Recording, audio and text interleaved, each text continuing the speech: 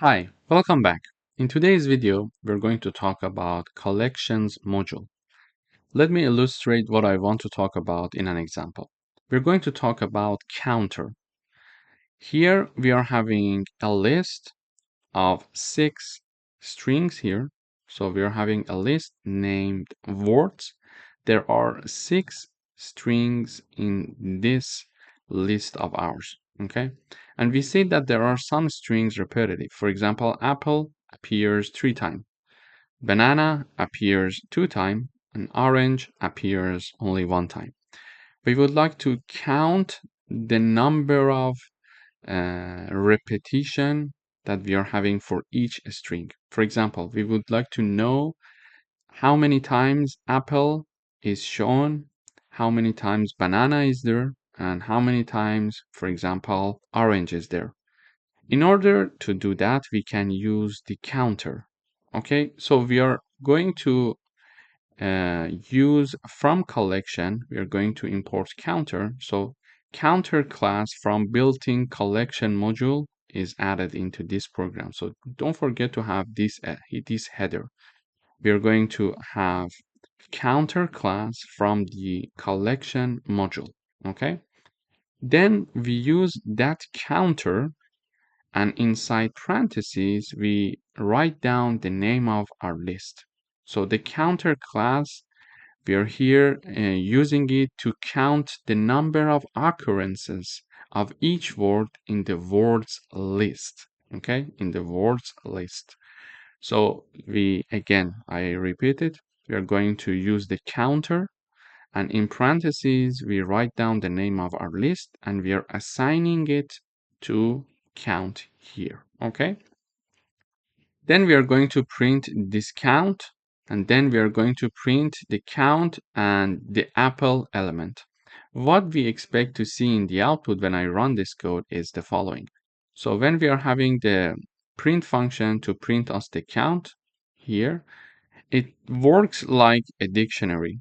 So it has apple 3, banana 2, and orange 1. Basically, it says that we are having apple 3 times, we are having banana 2 times, and we are having orange 1 time. So it counts the number of occurrences for each of the unique strings, let's say. Actually, this counter takes an iterable and as argument and return the dictionary-like objects. For example, we are having the keys that are the unique elements like apple, banana, and orange. Then we are having the values that count how many times one element is repeated or appeared. Okay, so keys and values. Exactly, very similar to dictionaries, keys and values. So apple, number 3, 3 times it appeared. Banana, number 2. Orange, number 1. So this is how we are going to count the number of occurrences of each unique element. And then we are also using that count, and then we are having apple. So now when we write down the name of the count here, because we assign the output inside this to this count, okay? When we are having it here in the print function, and then we use the apple string, we are saying that, okay, tell me how many times apple has been appeared. Then it is going to type down the number 3. So if I want to know, for example, count how many times, for example, banana appeared. Okay, sorry, it's okay. So when I run the code one more time, we see number 2 is shown in the output. Why? Because we are talking about banana, and banana appeared 2 times. And when we talk about apples, we see apple appeared 3 times. So we can also talk about each unique element individually using this syntax, or we can print the whole thing and have something like a dictionary in the output saying that apple appears 3 times, banana appears 2 times, and orange appears one time. So this was a good example for the start of this section because we're talking about now the collection module. Let me repeat it one more time. So first of all, we are importing the counter class from the collection module. It's a built-in module, okay? Then we are having a list of strings here. Okay, here is my list of strings. We are having apple appearing 3 times, banana appearing 2 times, and we are having orange. So we are having a list of 6 elements or 6 strings, let's say.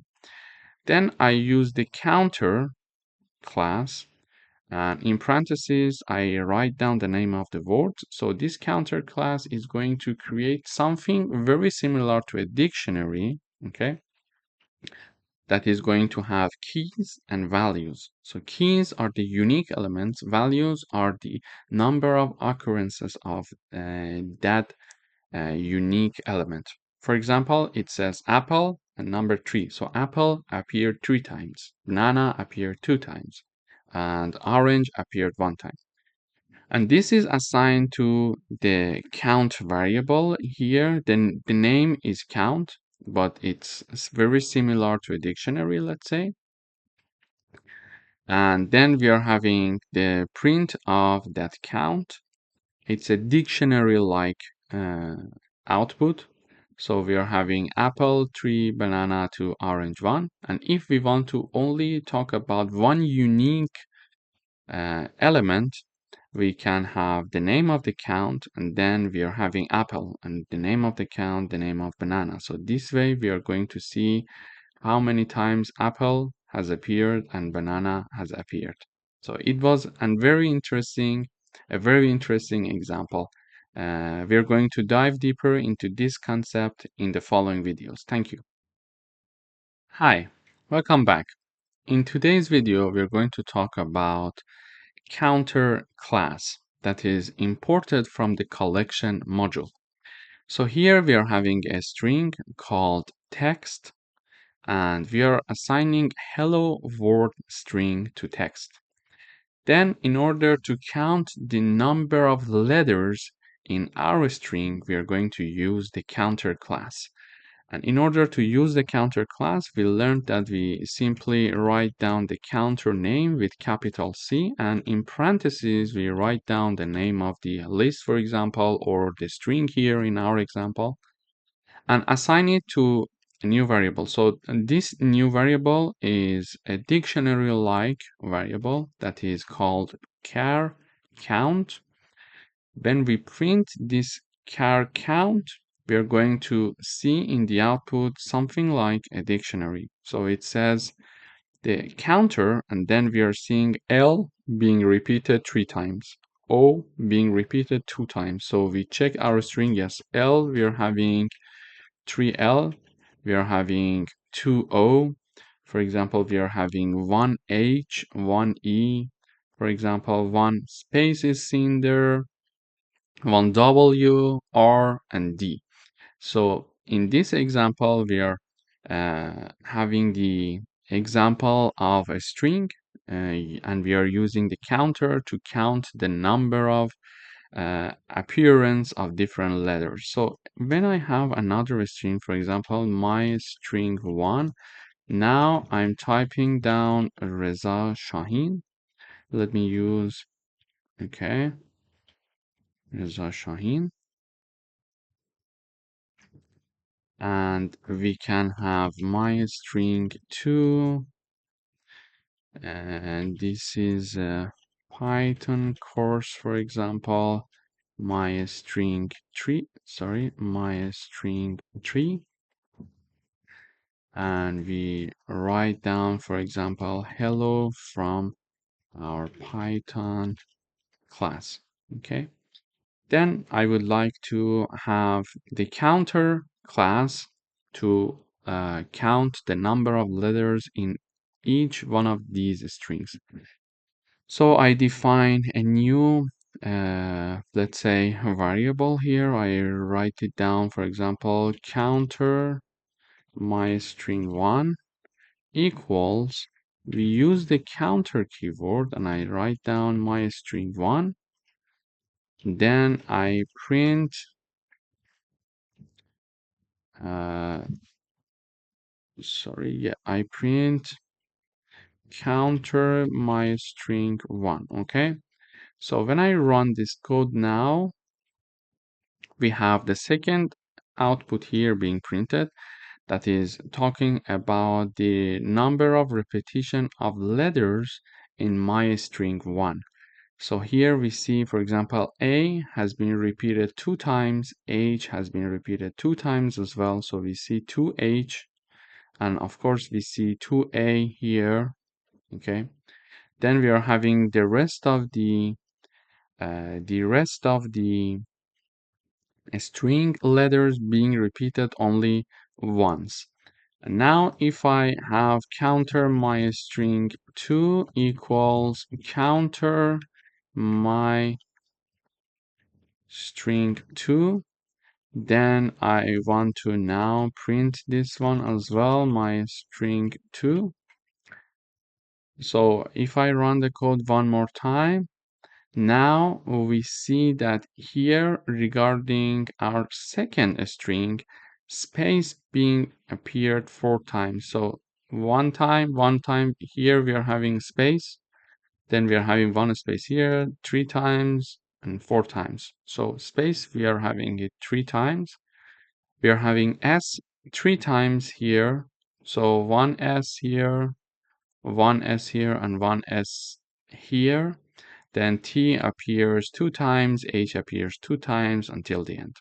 And finally, if I want to type down for the third one, we can have counter my string 3 and then print this counter my string 3. When I run the code, here we see that, for example, letter O has appeared 4 times, space has appeared 4 times. Then we are having the L being appeared 3 times, H 2 times until the end. So it was a very good example to see how we can use the counter class from the collection module to count the number of letters, unique letters, let's say, in different strings. Thank you for watching. Hi, welcome back. In today's video, we're going to have another example about the counter class from collection module. Here we are having a string called text. In our string, we are having this apple, banana, apple, orange, banana, apple, grape. Okay, so here if I use the counter directly to this text, for example, my text counter, and assign it to counter, then text, then I print my text counter. Okay, so let me comment these parts. Here I'm having a string, and this string is having this phrase, for example, apple, banana, etc. until the end, which is grape. Then I use the counter class to count the number of letters in this string and assign it to my text counter. Then I print my text counter. And it says A appeared 11 times, P appeared 7 times, space appeared 6 times, etc. But what if I want to count the number of words in this string? So apple, banana, apple, orange. I want to see how many times apple has appeared in this string. If I want to do that, I need to do the following.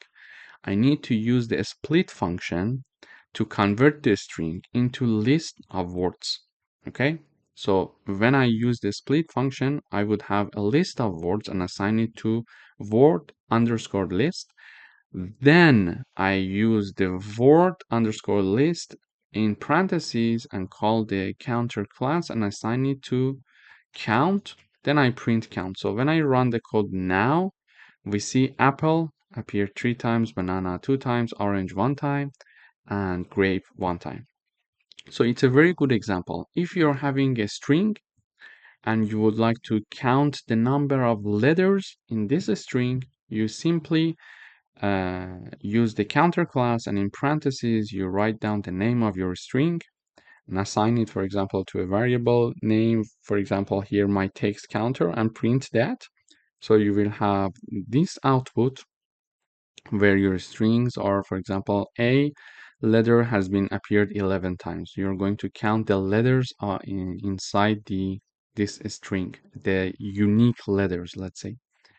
However, if you have a string and you want to see how many times each word has been appeared, then you need to use the split function to convert the string to list of words. Then use counter for that word underscore list. And when you print that, you're going to have this output.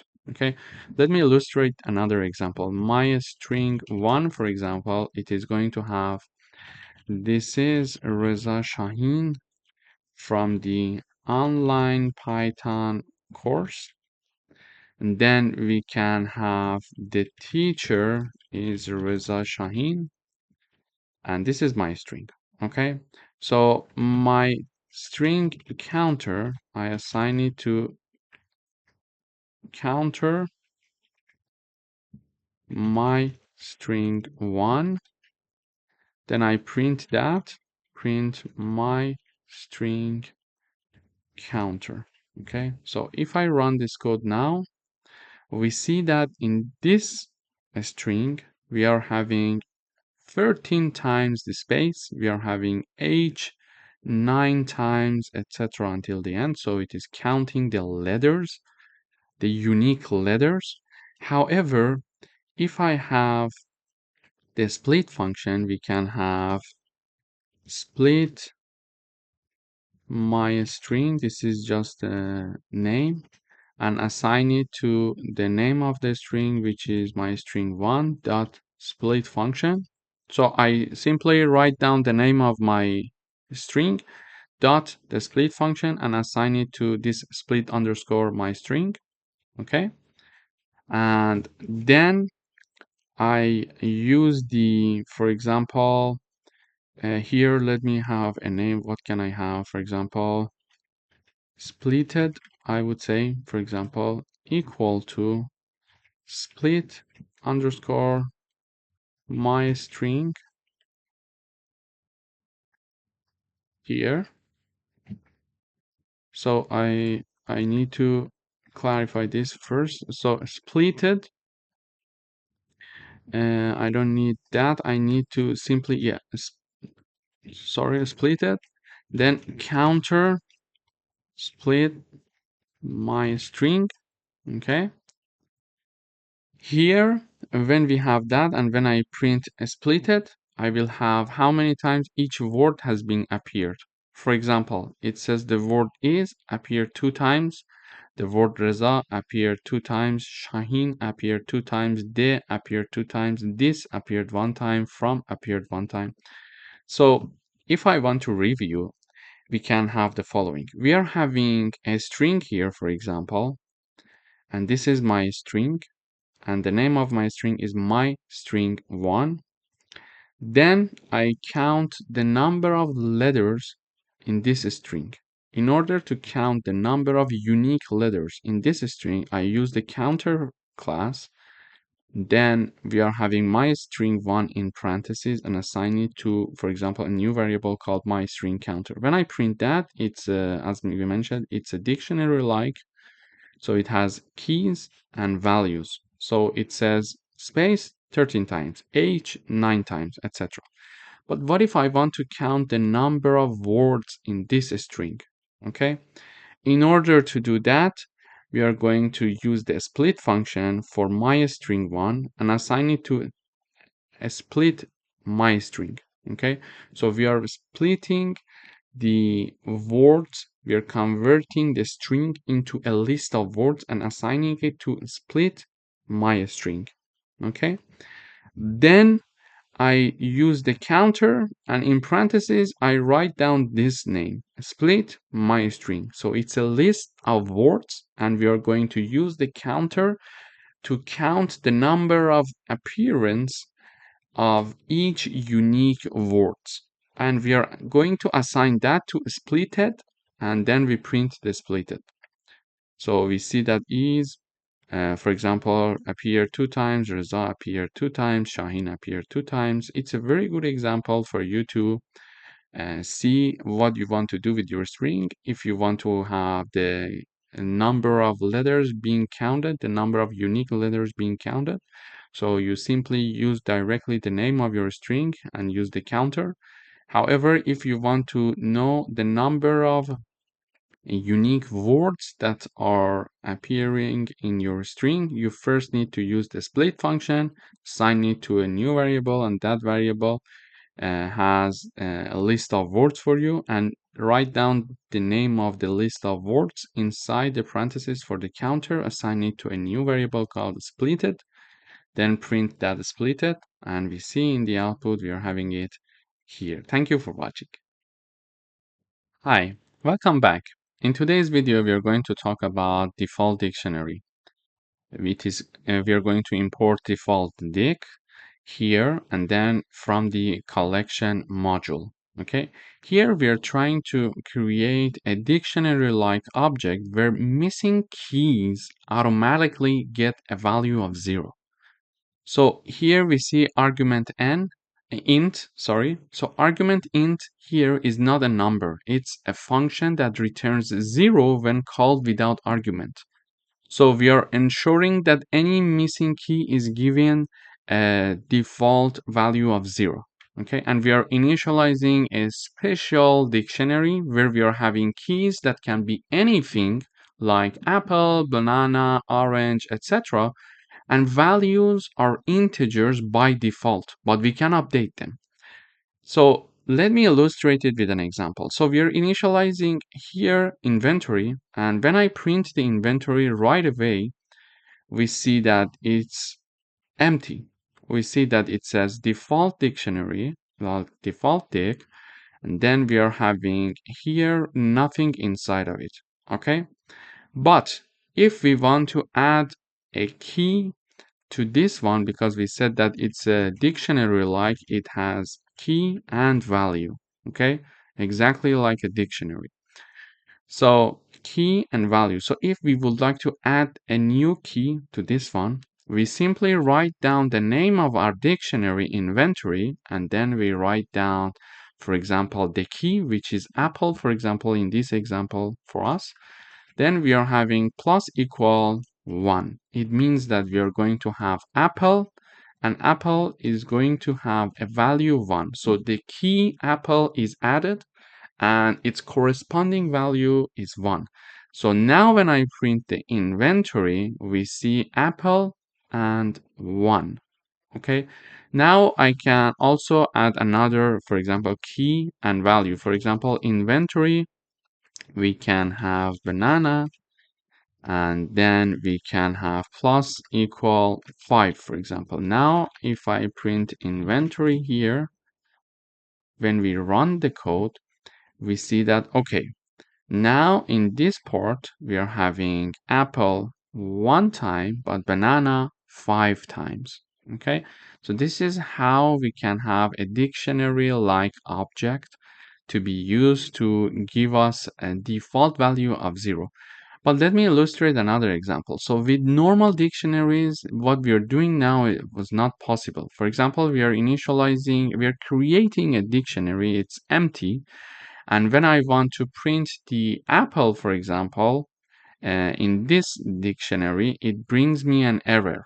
You see, it says that it doesn't exist, key error. Apple does not exist yet. But here, we were simply adding apple directly to our dictionary, and because we were using the default dic, it was considering a default value of 0 for it. But in our normal dictionary, we cannot do that. It's not possible. This is why we can use this type of default dic to help us to have a better output, and it's easier to work with. So if I want to create, for example, another one, I would say stockpile equals default dic, and I write down the int. So this integer, again, it's not a number, it's a function that returns 0 without argument. Okay, so it ensures that we are having any missing key is given a default value 0. Okay, so we are initializing keys with a default value of 0. Therefore, we're not going to have error when I talk about apple or banana. Okay, so this is how actually it works. Anything can be our key with a default value of 0. This is how it works. Then now I would like to have my stockpile and add, for example, mask to my stockpile plus equal 2. Okay, then I would like to add, for example, wizards, masks, wizards plus equal to, for example, 10. And then I print my stockpile here. So when I run the code, here we see we are having 2 masks and 10 wizards. This is a very good way to have a dictionary-like object to work with. You can add very easily your elements, and you can have the keys being added, and at the same time the corresponding value can be added to the dictionary, and you can see it in the output. And we showed that it's not possible to do it with the normal dictionaries. In the following videos we're going to have some more examples of default dictionaries. Thank you. Hi, welcome back. In today's video, we're going to have an example of default dictionary with lists. Here, we are creating an empty list with no argument, and this default dictionary list means missing keys will get an empty list automatically and are assigned to grouped words.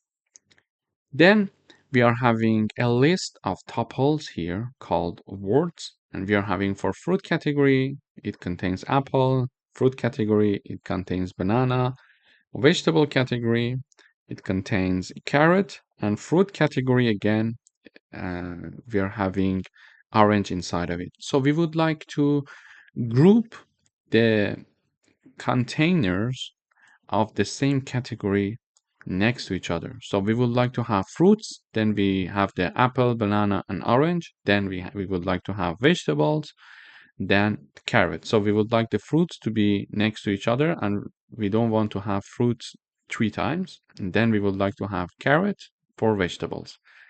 In order to do that, we need to first iterate through the words. Okay, and words is a list of tuple. Here we are having a for loop with 2 iterating variables, category and item. For each category and item that are in words, we are going to append the item to the corresponding category in grouped words.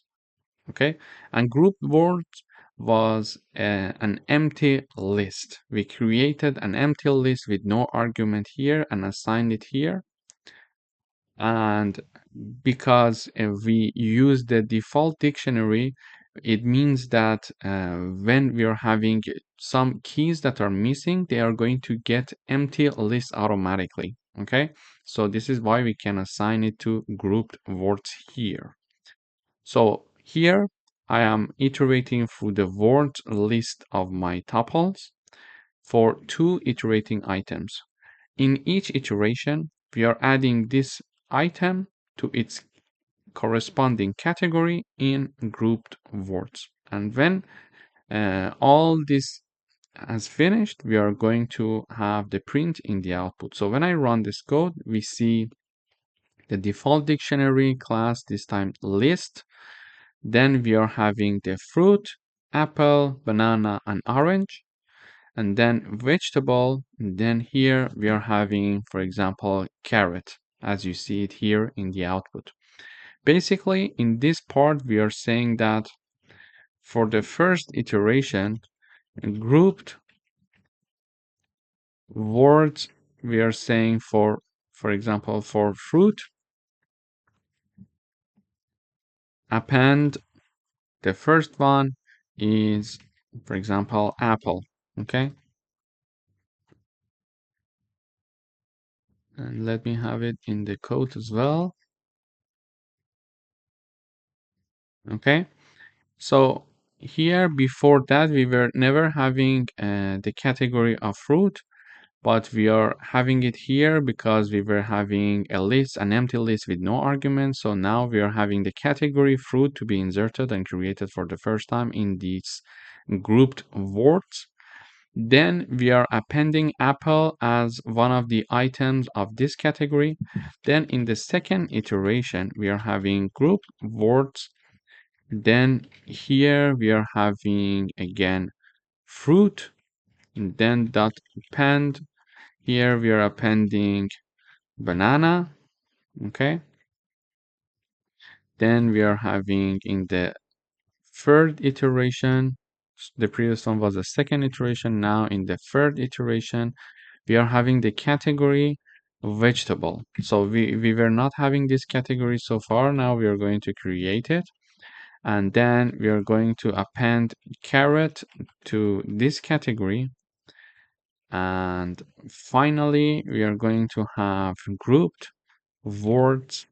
Then here we are having fruit dot append in parentheses we are having orange. So we are appending orange to the fruit category. Okay. So what happens in the for loop is that we are going through the categories here and then the items here, and in each iteration we are appending that item to its corresponding fruit in grouped words that we created here. Okay.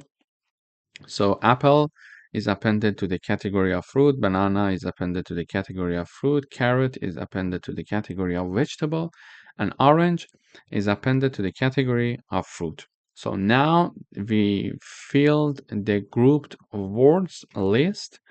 Then here we are simply printing the grouped word. So when I run this code, we see that for the first category, which is fruit, we are having apple, banana, and orange.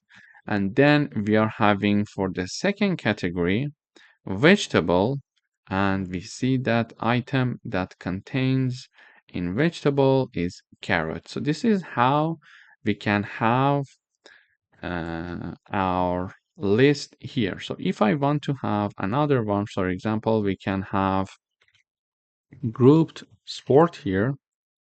Let me go up a bit. Yeah. Grouped sport here we could have, and then we can have default dictionary, and we are initializing it with list again. And we can have, for example, this example here, as you see, we could have, for example, cricket for India, cricket for Australia, cricket for England, and cricket, for example, for South Africa. And finally, we're going to close this list. So it's a list of tuple, and the category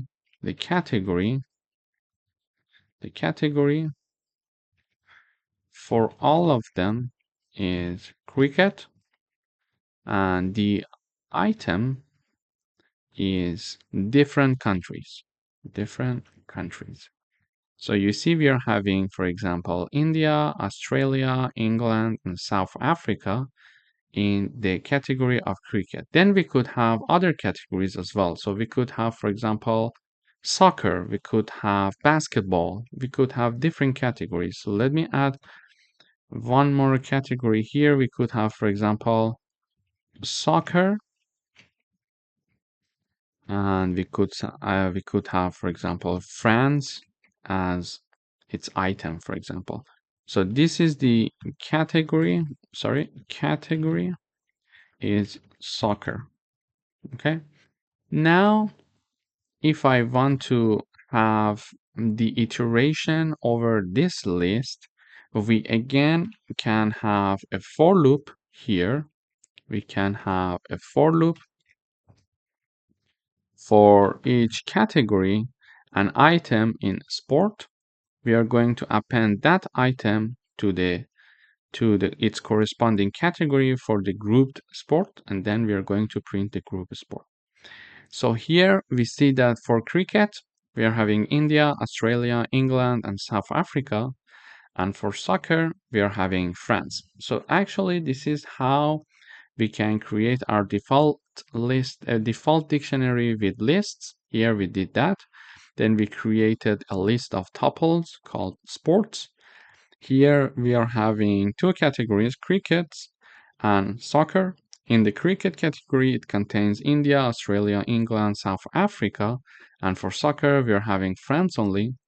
Then, in order to transfer this list of tuples to our grouped sport, we need to iterate through this first. So we have two iterating variables because we're having category and items. So for each category and item in sports, here, this is the list of tuples, we are going to append that item in the corresponding category for the grouped sport.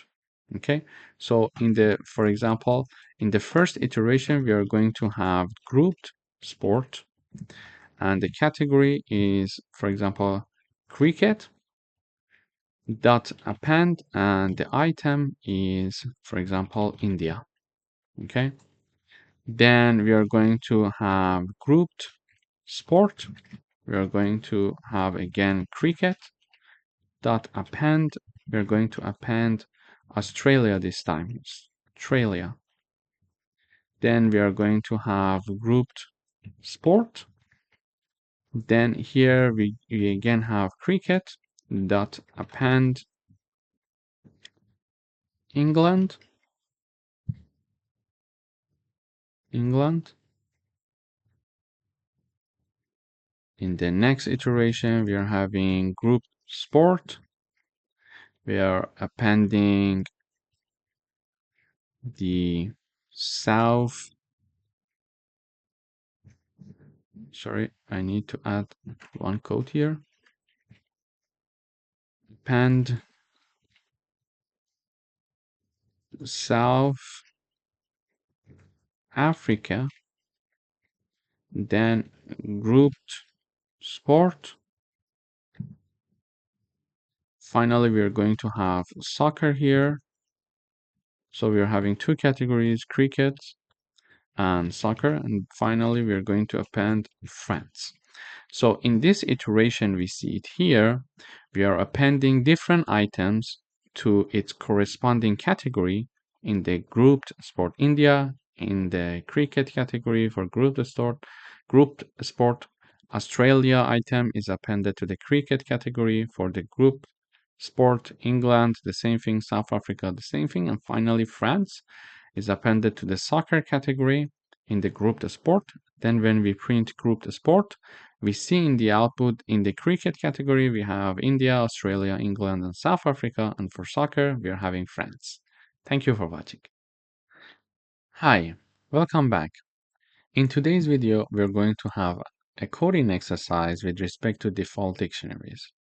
So we would like to create a default dictionary with set as default factory. Here, we are having default dictionary, and in parentheses, this time we are having a set.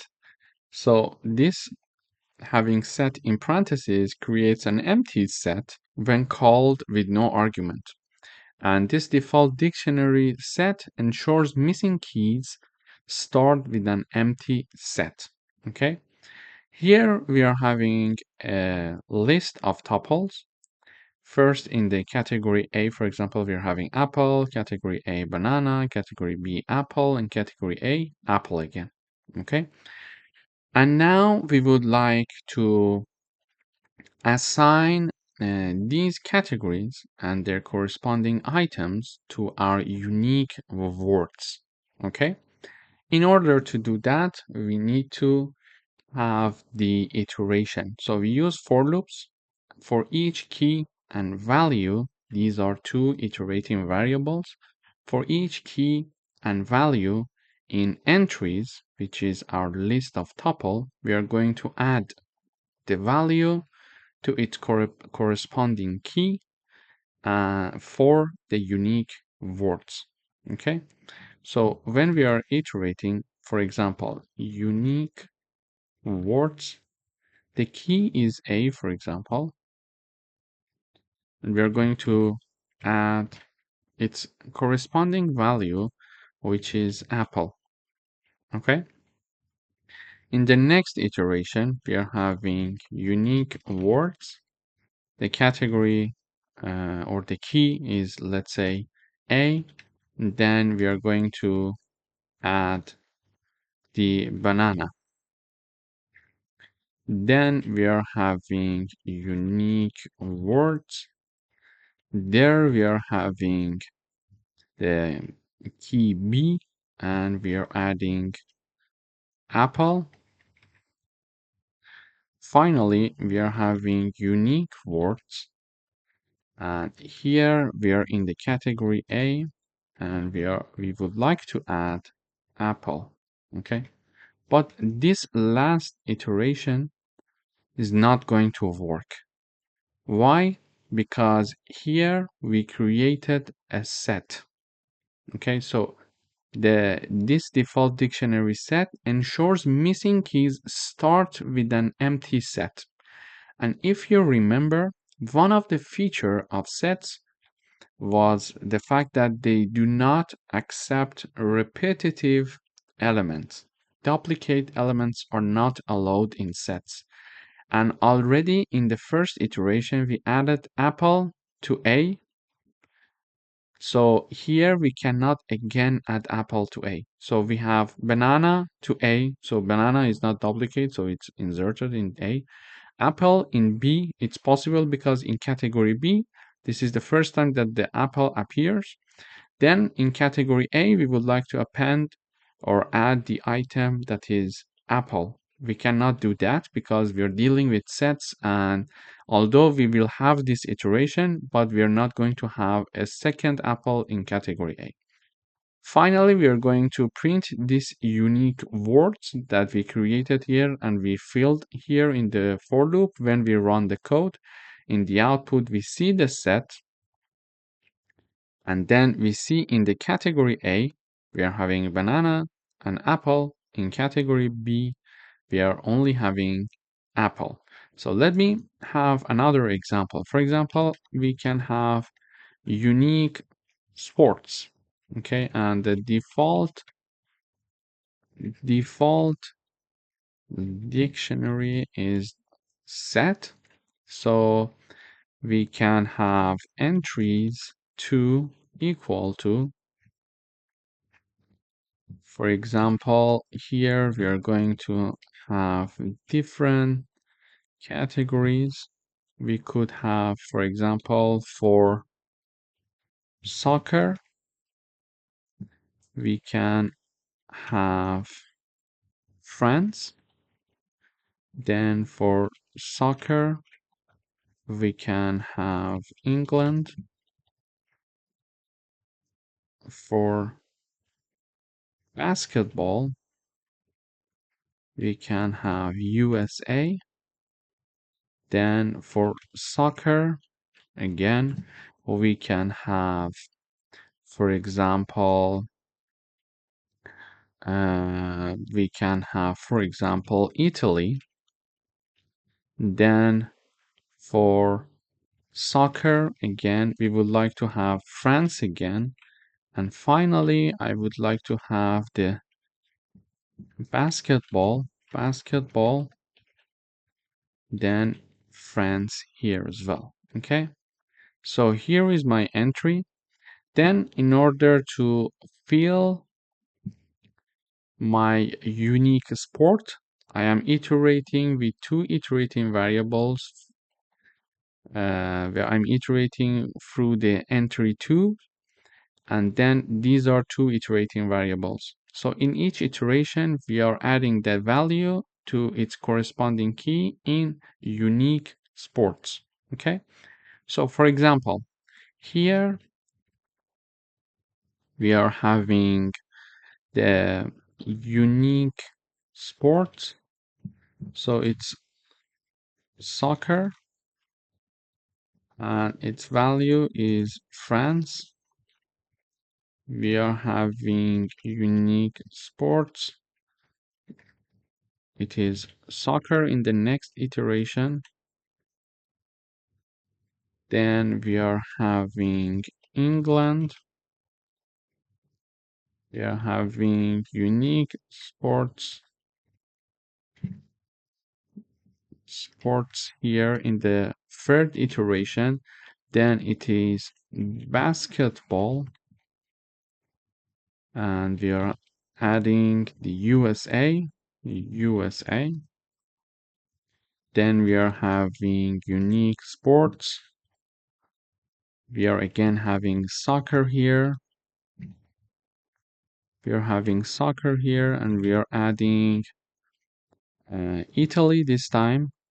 We are adding Italy. Now we are having unique sports in the next iteration. It will be soccer,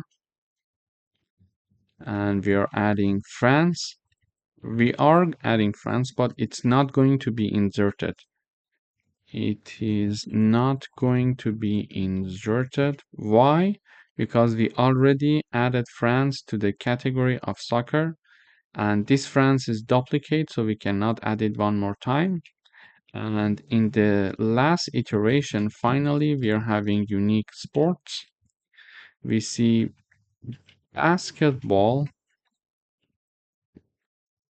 and we add France here as well. So these are the iteration. In the first iteration, we add France to soccer, we add England to soccer, USA to basketball, Italy to soccer. So far, all of them are unique. Then we want to add soccer to France to soccer. We see that France is already inserted, so we are not going to insert that because we are following set rules. We are having empty set when we created unique sports. Then we are having France added to basketball, okay? And then we print it. So we are having two categories, soccer and basketball. And in the first category, when I run the code, we see we are having France, Italy, and England. France, England, and Italy. Then in the basketball, we are having France and USA.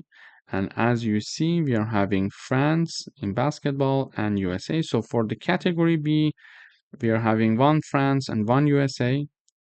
And for category basketball, sorry, we are having two elements, France and USA. And for category soccer, we are having France, Italy, and England. And the duplicate of the France is not inserted in the soccer category, as we can see it here in the output. So this is how we can use the default dict here and use set as the default factory. So it is going to create an empty set when called with no arguments, and it ensures missing keys start with an empty set. Then we had a list of tuples. We iterate through that, and we add the elements into the unique words that we are having here. Thank you for watching. Hi, welcome back. In today's video, we're going to talk about named tuple. So we're importing named tuple from the collection module. Okay. Here we're defining a named tuple called point with two fields x and y, and we are assigning it to a variable called point. Then we are here creating an instance called p of the point with x equals 3 and 4. Okay. Why x equals 3 and 4? Because we are creating an instance of point. Okay. And then the point has x and y. So 3 equals x and 4 equals y here. And in order to access the values, we can use dot notation. So we use the print function. We will have p.x and comma p.y to access these 3 and 4. And also we can print the entire named tuple instance. So when I run this code, for this line, p.x and p.y, we are having numbers 3 and 4 that we assigned here. Then when we are creating when we are printing the entire named tuple instance, we see that it says point coming from here, and x equals 3, y equals 4. So this is how the name tuple can be created. But why do we need name tuple and we're not using regular tuple here? Let me clarify it. So using the regular tuple, it's a bit hard to read. For example, when we are having a tuple called point, we are having two elements, 3 and 4. And when we want to print them, we simply print the element with index 0 and print the element with index 1, which is 4. So it's we sometimes we need to think, okay, what is point the index 0 of the point tuple, and what about this one?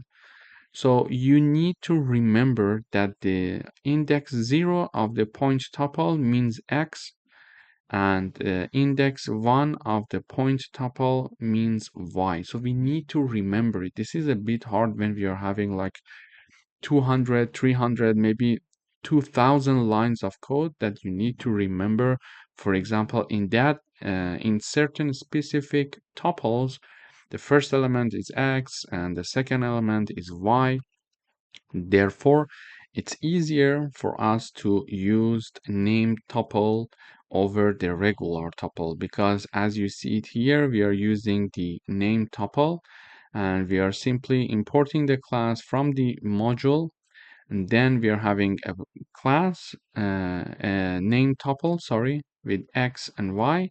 And when we are creating an instance of the point, we see that 3 and 4 are x and y because we are simply using p.x and p.y. So when we call p.x, the first element is called. When we write p.y, the second element is called. So we don't have to worry about the thing that we may not remember the first element of which tuple is x, for example, or the second element of which tuple is y, etc. So it's clear and readable, and you don't need to remember index positions. This is the first reason why named tuple are very good. Secondly, we have regular tuples that are mutable, so we can modify them. For example, here I'm having a tuple called point. It has two elements, 3 and 4, and we can reassign the whole tuple. We can have 5 and 6 now to be assigned to the same tuple. However, when we are having named tuple, they are immutable, so we cannot modify them. Once we create uh, an instance of that named tuple, for example, with x equals 3 and y equals 4, we cannot reassign the x to be 5 now. They are immutable and we're going to have errors. So this protects data integrity for us. It's very important. And for example, here, let me create another one, another named tuple. We can have point 2, x and y. Then here I create an instance of the point 2. Here, instead of 3 and 4, I would say simply 5 and 8, for example. If I want to access the elements, the values, we can use the dot notation as we discussed. So I write down print, then I say the name of the instance, which is p2.x and p2.y. So when we have this, we expect to see 5 and 8 in the output. And here we can also print the whole name tuple instance to have it completely printed. So here, when I print p.x and p.y as before, we see 3 and 4. Then when I have the second instance p2.x and p2.y, 5 and 8 are printed in the output as you see it here. And then we entirely print the named tuple instance, which is x equals 3 and y equals 4, which are these ones that are assigned to our instance. And finally, when we are printing the entire p2 name tuple, we are having the x equals 5 and y equals 8. So this is how actually we can use name tuples, and we discussed about the advantages of name tuple over the regular tuples. Thank you for watching. Hi, welcome back. In today's video, we're going to talk about the application of name tuple. For example, here we learn how to store and access latitude and longitude with clear feed names instead of indices. Here we are importing the collection module, and we would like to work with name tuple. First of all, we define a name tuple for GPS coordinates. For example, we would like to store a GPS coordinates that we got from the Google map, let's say. And simply using the name tuple, we can have a coordinates with its latitude and longitude. Okay. And then, for example, we are going to create an instance of that coordinate, and we are naming it NYC or New York. Then we are going to here, when we are creating an instance here, we are inserting the latitude and longitude respectively. And finally, if we would like to access it, we can write down the name of the instance that we created and then put a dot and then the latitude and dot, the longitude. Therefore, when we use the print function, we see these two numbers in the output. So instead of writing, for example, NYC for the index 0 and NYC for index 1, now we are using nyc.latitude and nyc.longitude. It helps to improve the code readability because it makes sense. For example, now that I see, okay, here we're talking about the NYC, which is probably New York, and its latitude. And here we are talking about NYC longitude. Okay, we are talking about a coordinate. So it's understandable for someone who does not develop this code, who didn't develop this code. It's understandable for that person as well, most probably. Instead of having, for example, in the output, for example, NYC 0 and NYC1. When we are having this in the output, probably we need to have a comment somewhere saying that, for example, I'm using NYC0 to have the latitude being printed out in the output and NYC1 to have the longitude being printed out in the output. However, if I use the indexing like this, most probably we need to insert comment. For example, these are talking about the latitude and longitude coordinates imported, for example, from Google Maps for New York City. Okay, so probably we need to provide a comment so other people, when they are reading our code, they can understand that what we're talking about.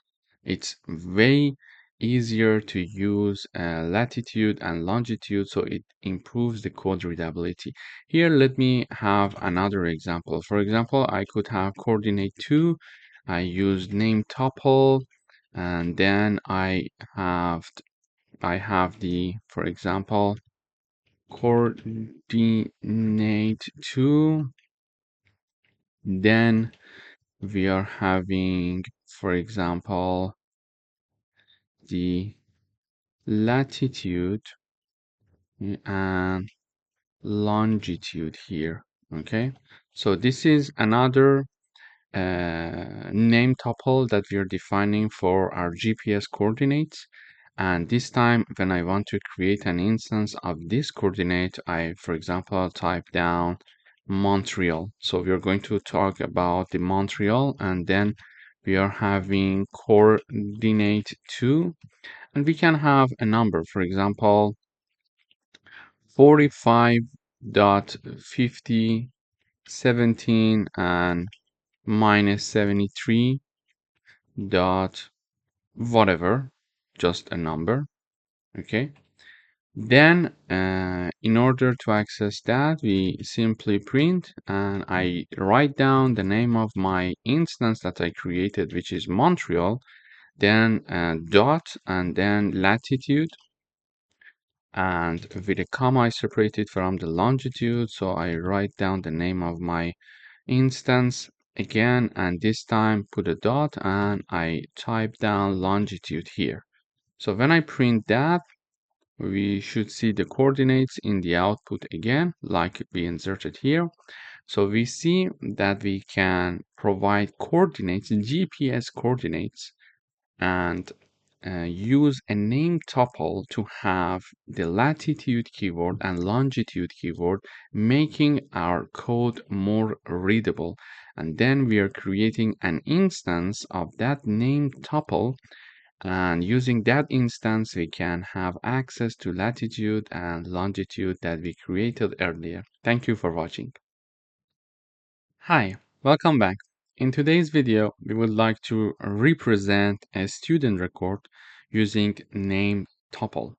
Here, we are importing name tuple from the collection module, and we are defining a name tuple for student information. And we are having the name to be student. In this name tuple, we are having three elements: name, age, and grade. So we see that it's possible to have more than two element in our name tuple. So for example, if we are having a coordinate example, we can have two elements, x and y, representing the x coordinates and y coordinates. However, we can have more than two elements in our named tuple. For example, we can have a student record here where we store name, age, and grade of one student. Then we would like to create two instances of this name tuple.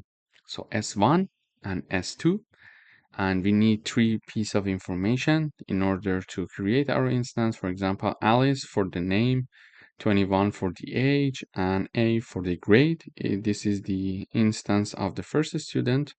Then we are having the instance of the second student, where we see that Bob, 22 years old, and with the grade B. But how can we access these values? In order to access these values, we can simply write down the name of our instance, dot name, to have the name of the first student being printed, and then to print the grade of the first student, we can write down the name of the instance, which is S1, then dot grade. Okay. And if we want to have only one piece of information about one of the students, we write down its corresponding instance, which is S2, for example, and the age. For example, now we are going to have the Bob's age being printed out in the output to be 22, as we see here. And for the first print, we are having Alice, and the grade is A. So if I have another instance, for example, here, student, I write down, for example, Reza. The age is 25. Let me write it with capital S. Yeah, okay. And the grade is A. Now I can use the instance S3 to access the information of Reza. For example, I can have the name, I can have the age, I can have the grade, all of these things I can have, or we can print it only one piece of information. For example, I just want to know the grade of Reza, so I simply write down print s3.grade. So I created a new instance here for our name tuple. The name is Reza, the age is 25, and the grade is A. Then I use the S3 instance to access the name, the age, and the grade of Reza. I'm printing it in the output. And also, if we want only the grade of Reza, we can do that. We can go ahead and use the instance and then dot grade to simply print A for us in the output. We can, of course, add some message here so it's easier to understand. We could say the grade of Reza, or for example, third student, then we print it. So when I run the code now, we see this message, the grade of Reza, third student, A. And here also we are having Reza 25A. We could have different messages being shown. So the name of the student, then we could have, for example, the age of the student. And then here again, we could have the grade of the student. So when I run the code, it's easier to understand now. So I'm typing the name of the student is Reza. Okay, let me put a comma here and here because we are having Reza, but there is nothing between Reza and the new sentence. So now we are having this, the name of the student Reza, the age of the student 25, and the grade of the student A. So this is how we can use name tuple for student record system. Thank you for watching. Hi, welcome back. In today's video, we're going to talk about how we can use name tuples to store employees' data in an organization or in a company. So I'm having my named tuple here, and I use the employee name, and there are 4 elements here, as you see. The first one is ID, the second one is name, the third one is department, and the fourth one is salary. Then we are creating 2 instances, E1 and E2. In E1, we are storing information of John Doe, whose ID is 101, and he's from the engineering department, and his salary is 80,000. Then we are having the instance 2 being created here, and his ID is 102, and we're talking about Jane Smith, and this person is from the HR department, and the salary is 60,000. Now that we stored the data in our named tuple using our instance, we would like to access it. In order to access it, it's very easy. We write down the name of the instance that we created, then we put a dot, and then we write down the element name. For example, here is the name, then the department. So now it's going to print us the name of the first person and the department of the first person. And this line helps us to have the salary of the second person because we are using E2. So when I run this code, we see John Doe Engineering, and 60,000 is the salary that is printed for the salary of the second person. So we could say here the salary of the second employee is, so this message could help us to have a nicer output. For example, here the salary of the second employee is, sorry, there should be a space there, employee is 60,000. And here we could say, for example, the name of the first employee is, and here we could say, for example, the department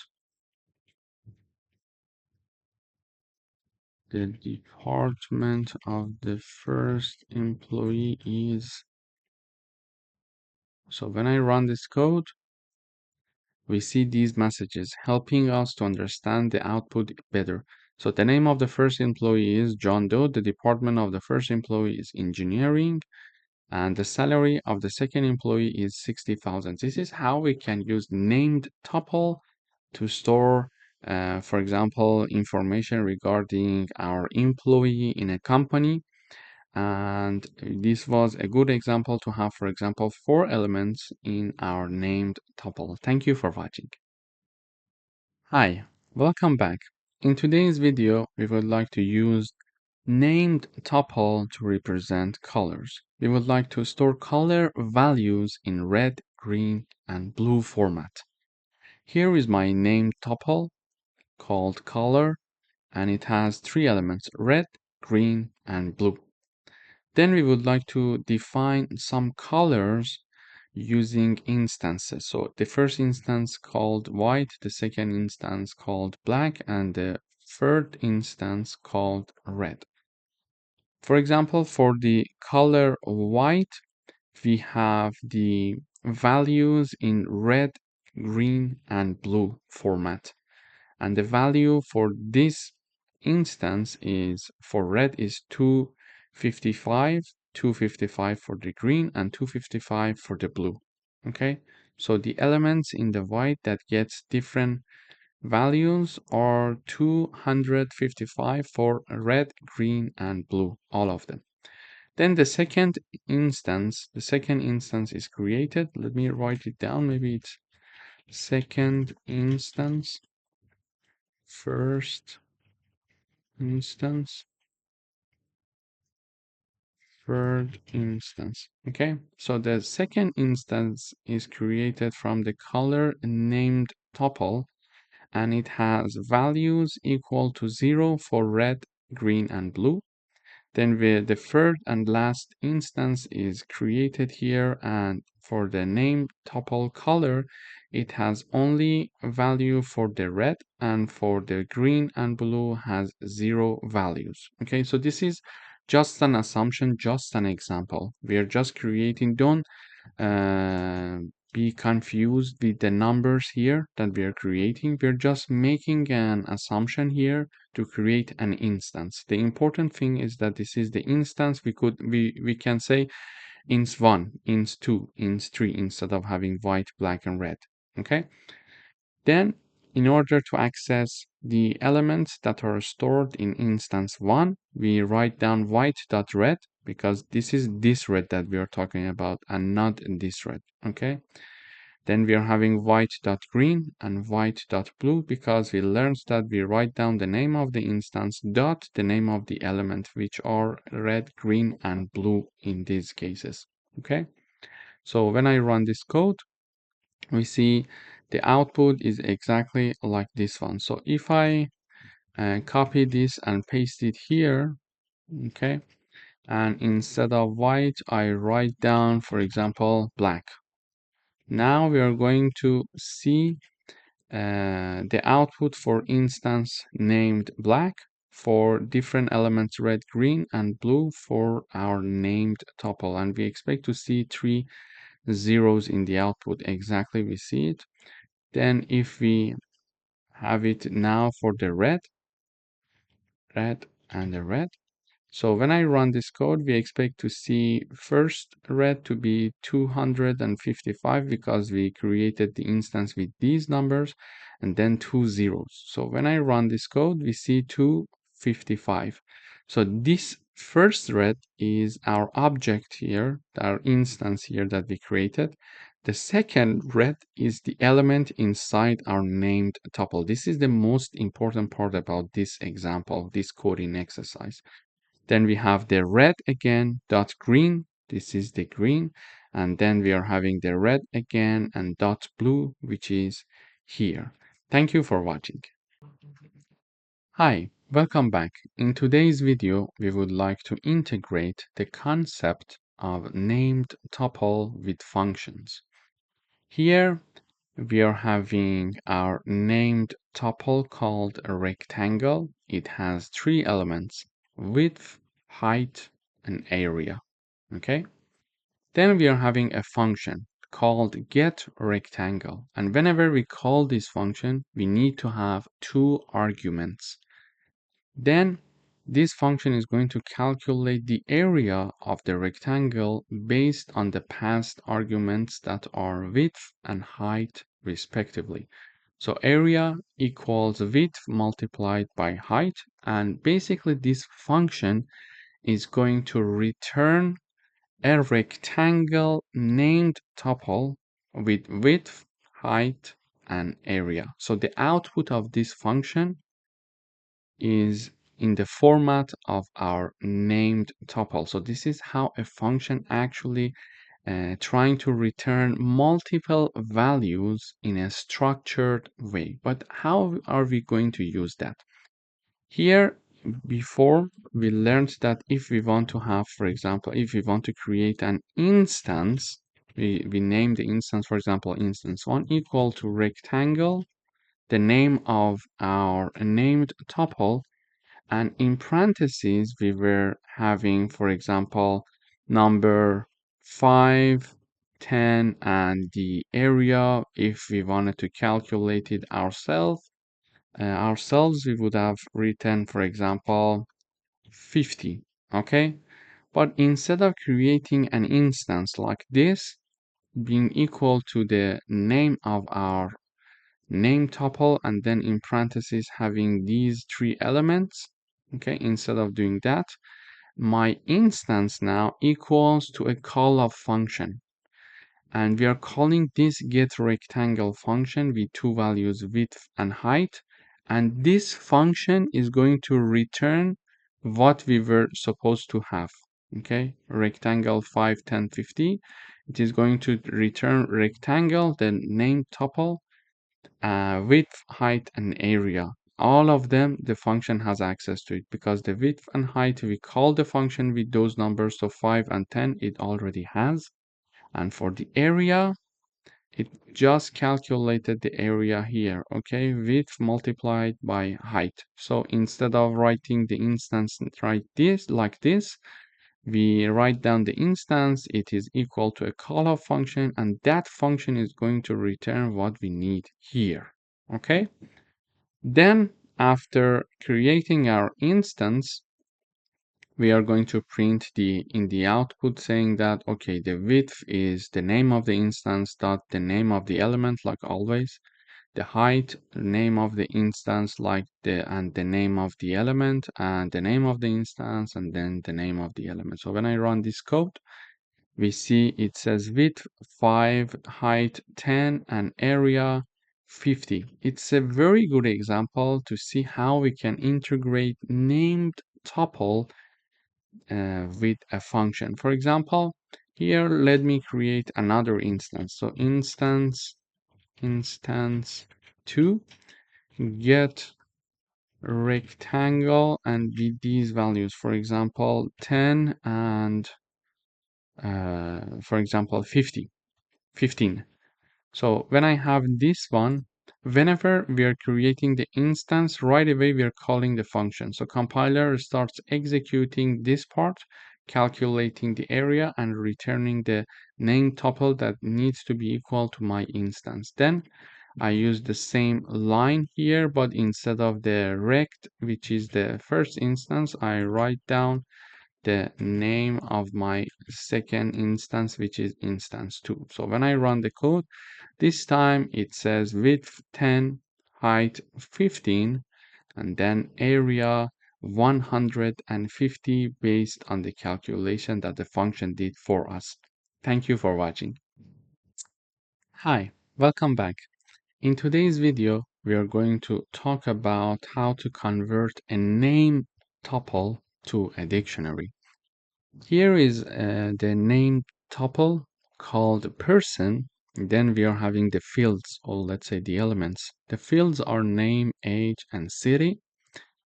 After that, we are creating an instance of the person named tuple, and the instance has this information: Alice, which is the name, 30, which is the age, and then the New York, which is the city. Okay. Now we created our instance, and now we would like to convert this to a dictionary. In order to do that, we simply write down the instance name dot underscore ASDICT, this code, underscore ASDIC, and with empty parentheses, and assign it to a new variable name, for example, person dictionary. Okay. Basically, this function that we're talking about here, returns an ordered dictionary where field names that are name, age, and city are keys, and values that we're having here are from the named tuple. Okay, so basically what it is going to do is the following. It is going to have, for example, name. It is going to have name Alice. Okay, then we are going to have age 30. Then we are going to have city, and then New York. Okay, so we see that as we defined here, the fields in our name tuple that are name, age, and city are keys in our dictionary name, age, and city. And these name tuple information are our values here. You see, Alice is the value for the name key, 30 is the value for the age key, and also New York is the value for the city key. So this function is going to do this for us. Convert the name tuple instance to a dictionary using this function. And simply we are going to print %dictionary, and when I run this code, we exactly see what we expected here. We see that name, age, and city, the fields of our name tuple, are the keys in this dictionary, and then the values are Alice, 30, and New York. Actually, this function is a built-in function in Python for named tuple instances. And basically, this method is useful when we need a dictionary-based data access. In order to have a dictionary-based data access, we are going to convert the named tuple instance to a dictionary simply using this function. Thank you for watching. Hi, welcome back. In today's video, we are going to create a named tuple called car, and it has three fields: brand, model, and year. We learned that named tuple are immutable, so we cannot modify them, but we can use the underscore replace function to create a modified copy of the instance for the name tuple. So here is my name tuple called car, three fields. Then we are creating an instance of the car name tuple, which is Toyota, Corolla, and the year is 2020. And we know that we cannot modify that, but we can create a modified copy. In order to create a modified copy, I write down the name of the instance, dot, then underscore replace. In parentheses, we are having the year equal 2023. So instead of 2020, I would like it to be 2023. And all these modified copy is assigned to new car. So now I print my car and new car. So when I run the code, we see that the original instance, which is my car, has the Toyota Corolla year 2020, but the modified one is the Toyota Corolla year 2023. So this is how we can use the underscore replace function to have a modified copy of the original instance. For example, I would like to now to modify the brand, for example. For example, I write down new car2, it's the name of my instance from, and it is assigned to be equal to my car dot replace. So we are going to assign the brand BMW to this instance instead of Toyota. Okay, so we are creating a new instance. We are replacing the new brand. So Toyota is not assigned to the new instance. BMW, however, is assigned, but for example, the model is Corolla still, and the year is 2020. Okay, so when I run the code, it makes no sense to have a brand and with the model Corolla, so we can have also this modification as well. So new car, here we could have, for example, model equal x5, for example. Okay. So when I run this code, we need to print the instance as well to see it in the output. Okay. Now we are having the original instance that we created here, Toyota Corolla 2020. We see it. Then we created a modified copy of the first instance, and instead of the year 2020, we assigned year 2023 and assigned it to new car instance. So we print new car, we see it here, Toyota Corolla and 2023. And finally, we created another new instance called new car 2, and we replaced the brand and the model, and the year is still the same, so it's 2020, but the brand is now BMW, and then the model is X5. So we see when we print this object, in this instance, we see that brand is BMW, the model is X5, and the year is 2020. So this is how basically we can create a modified copy of our name tuple in Python. Thank you for watching. Hi, welcome back. In today's video, we are going to talk about deck. They are double-ended code. And in Python, a deck is a list-like container that allows fast appends and pops from both ends, from the beginning and from the end of the deck. Okay. And there are a few examples why we need to use deck in our codes. So there are faster performance for insertion and deletion as compared to lists in Python. They are efficient for first in, first out queues and also useful for last in, first out system. And they have a fixed length queues for recent data, and they support fast rotations. But what these things mean, we're going to dive now into the code to see what are these things that we are talking about. In order to use deck, we are going to have the deck being imported from the collection module. Then we are creating one. Here is the name of my deck, which is DQ, and these are the elements 1, 2, 3, 4, and 5. And this deck is created and assigned to DQ. Basically, I am printing out the initial deck in the output. As you see, the initial deck, we see 1, 2, 3, 4, and 5. But how can we append some elements into our deck? In order to append from right, we can simply write down DQ append, and for example, now I would like to append number 6, and using this code I can append number 6. So when I run this code, we see after appending 6, deck looks like something like this. So 1, 2, 3, 4, 5, 6. 6 is added on the right side of my initial deck. So here is the code. DQ, the name of my deck, and dot append.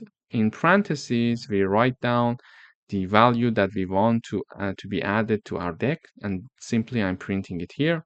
But what if we want to append one element from left? In order to append from left, we write down the name of the deck dot append left. In parentheses, we write down the value. Now I am appending one value from the left to my deck, which is 0. The value is 0. When I run this code, you see that after appending 0, this was my previous deck. Now you see 0 has been added from the left hand side. So previously we learned how to add 6 from the right side.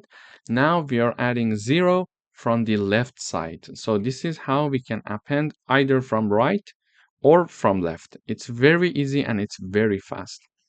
And in order to pop from right, we simply write down DQ, the name of the deck, dot pop, and empty parentheses. So when I run, you see that we are popping from the right. So the 6 is being removed as the last element of my deck. So 0 to 5 is being created there. So 6 has been removed, or let's say we are popping from right simply by using the pop function. And in order to have pop from the left hand side, it's possible to simply write pop left. Okay, so when I run this code, now this is the last version of that we had. After that, we did the popping from left, so 0 has been removed as well. So 0, we don't have it. 6, we don't have it anymore. Now we are having a deck like this: 1, 2, 3, 4, and 5. Then, in order to extend our deck, we can have the extend keyword and then the numbers that we want to be added at the right of our deck. So 7, 8, and 9. So when I run this code, on the right side of our deck, we'll see 7, 8, and 9. So here, after extending at right, we are having 1, 2, 3, 4, 5. So far, it was the previous version. And then 7, 8, 9 are added to our deck here. Okay. Then in order to extend from left, we can again have the keyword extend, but from left, so extend left. Then we write down the numbers: -1, -2, and -3. So when I run this code, we expect to see from the left to be extended. So we are seeing -3, -2, -1, then 1, 2, 3, 4, 5, 6. 6 we don't have, 1 to 5, and then 7, 8, 9.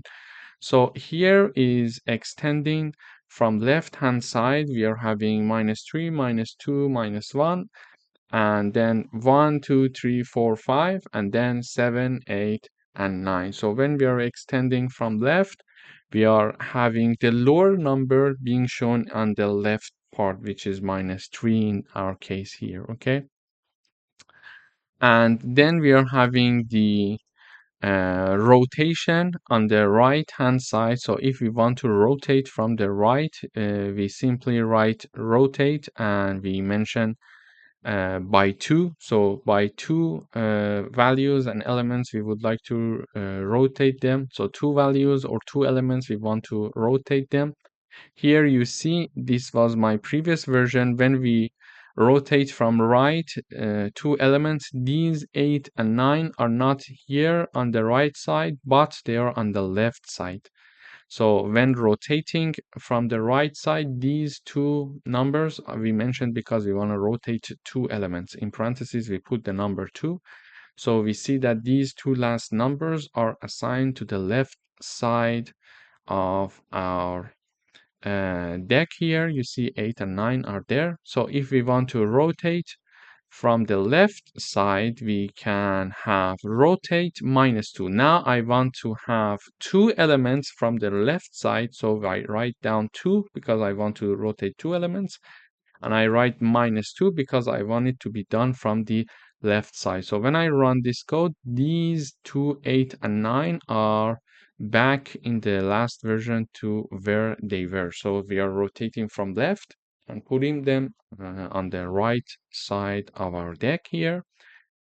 Then we can create a new deck with a maximum length. For example, here we are having a deck that has 3 elements, and we mentioned that the maximum length of this deck is 5. So now it has 3 elements only, and we print this deck underscore max.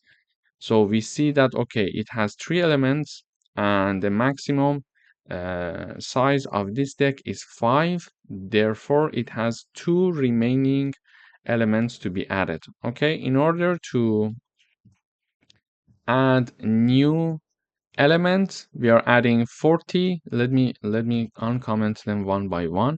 So now I try to append 40 on the right side of deck max. When I run the code, you see 40 is added there.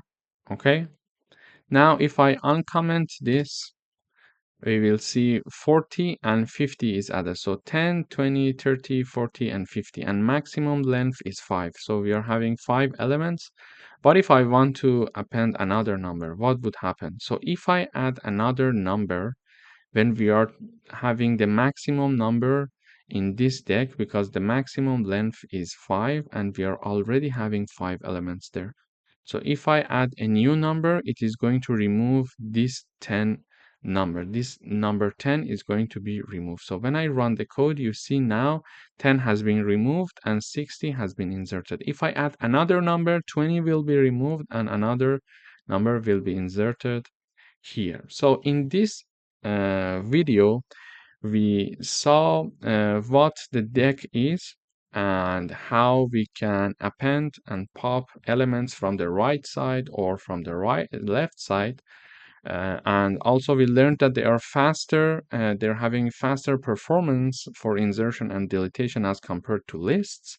And we saw that we can have a fixed length size for our data. In this example, we were dealing with a fixed size, and we saw how we can simply have the rotation of our elements. We rotate two elements from right, so it means that we took the last two elements, insert them in the beginning, and then we can take the first two elements and put them on the end of our deck. So it's very easy. And we are going to have some coding exercises to see how the first in, first out would work and how last in, first out would work. So let me review the code. Here is how we created and initialized our deck. Here is how we appended an element from the right side, how we appended from the left side, how we popped from the right side, let's say to delete an element from right side, and how to do that on the left side, how to extend it. We extended and we added these three numbers, how to extend from left, how to extend from right, how to rotate from right by how many elements. So here 2, you can say 5, 3, whatever. How to rotate from left, we must use the minus and then the number of elements like 2, 3, 4, 5. How to declare and create a deck with maximum length and how to print that, and the policy regarding appending new elements to one deck that has a maximum size that we learned about in this video. Thank you for watching. In the following videos, we are going to have some coding exercises with respect to this topic. Hi, welcome back. Here we are going to discuss first in, first out concept for deck. Here we are initializing a deck called queue. Then we are appending three elements to the queue, so A, B, and C. So this is the first part, the creation part, okay? This part is the appending part, so we are appending three elements to our queue, and then printing part, okay? Printing. Now we would like to remove one element from left, and then we want to print the output. So because we are following the first in, first out concept, whatever that comes in first, it is going to be removed first. Therefore, we can use the pop left function to remove the first entered element in this queue. Let me print this once here.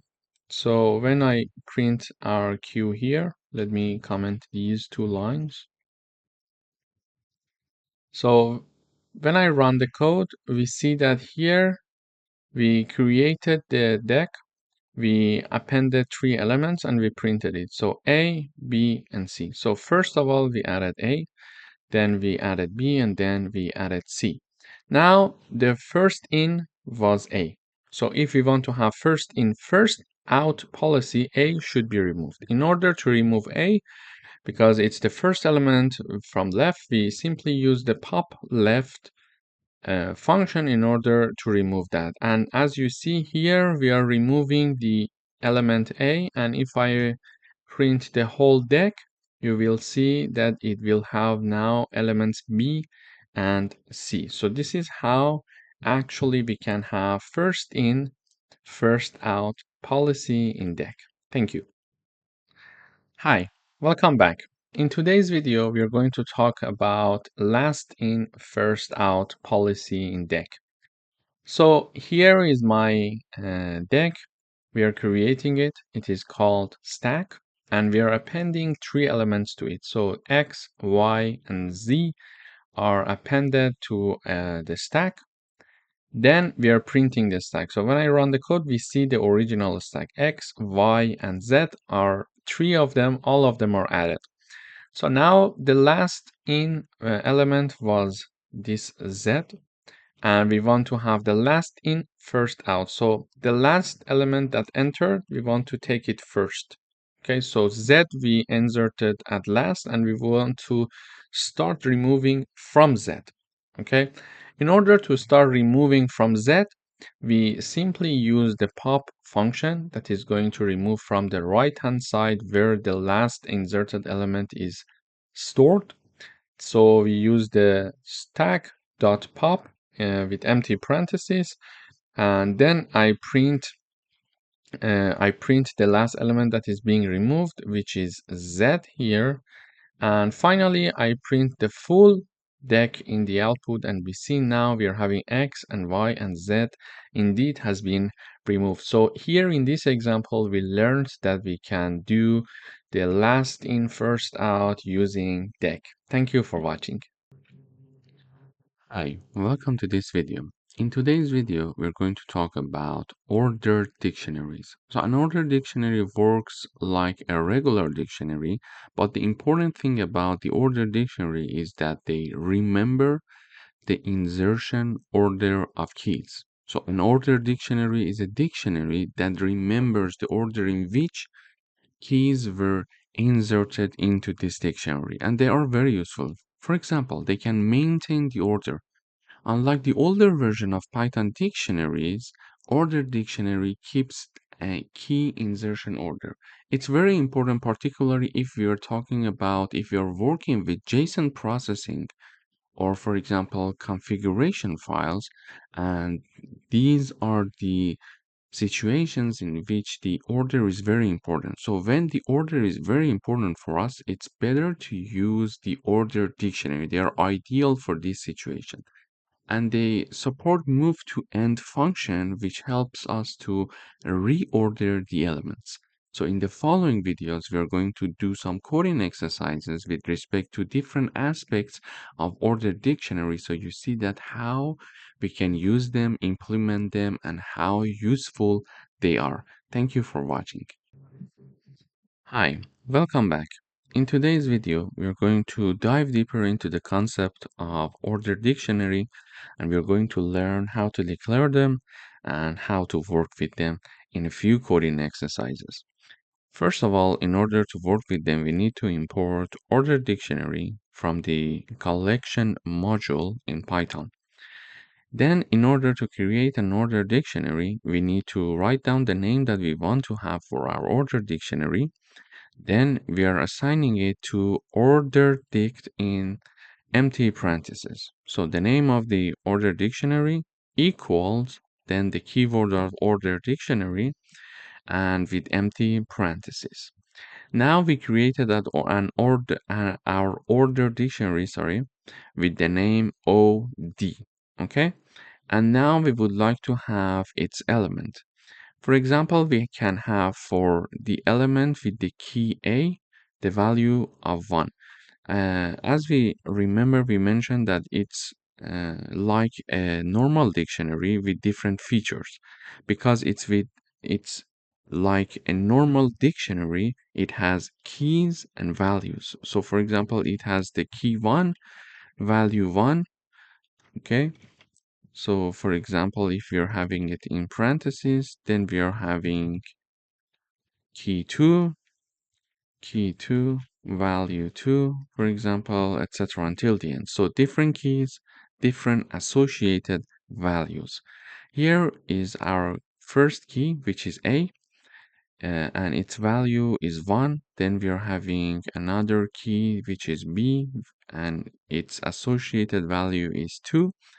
And we are having a key that is C equals to an associated value equals to 3. And then we are going to print our order dictionary, which is called OD. So when I run this code and we come here, we see the output here. We see that we are having the order dictionary being printed. So it says A1, so the second key, the second associated value, B and 2 and C and 3. So this is how actually we can have our order dictionary being created and declared. Now let us do some more coding exercise with respect to order dictionary. So in order to access one particular element, how do we do that? For example, if we want to print only the second element of our order dictionary, how do we do that? In order to do that, in order to access a specific element in an order dictionary, we simply write a message, for example, the value for the key B, so it's clear in the output. We can trace it easily.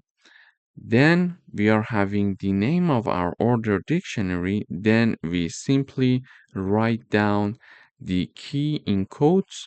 So it is going to get the key, that specific key, and then from the OD order dictionary. So when I run this code, we see that it says value for key B is 2. And this part is our message. You see value for key B is 2. This is the message that we wrote to be printed. And this is the part we can access the value of the key B from the OD order dictionary. Okay, so this is why 2 is being printed, because we assign number 2 to it. But if I, for example, want to have another value for another key, we can simply write down, for example, value for key C colon order dictionary, then C. Okay, so this is how we can have our order dictionary here. Let me comment this part for the moment. Okay, now I'm trying to show the value associated to key with key C here.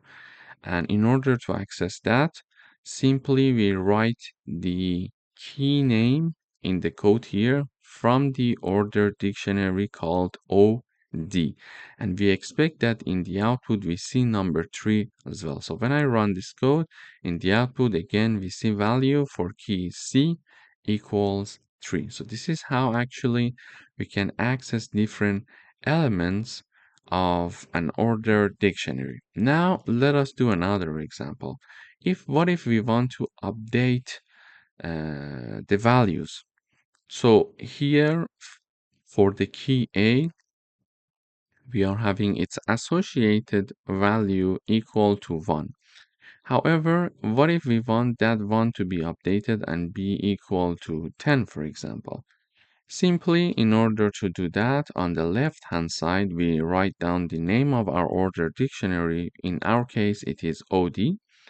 Then we are having the key name that we want to work with in the code. So A is there, and it equals number 10. Now, this way, we are trying to update the value associated with the key A from the ordered dictionary. When I run this code in this part, we are printing again the full order dictionary to see what happens after updating A here. So I go down, we see that after updating A, this message is shown.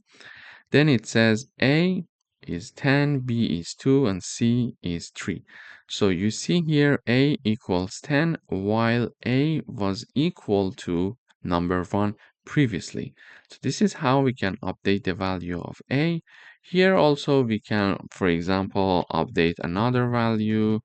For example, here I would like to update the value associated with the key B.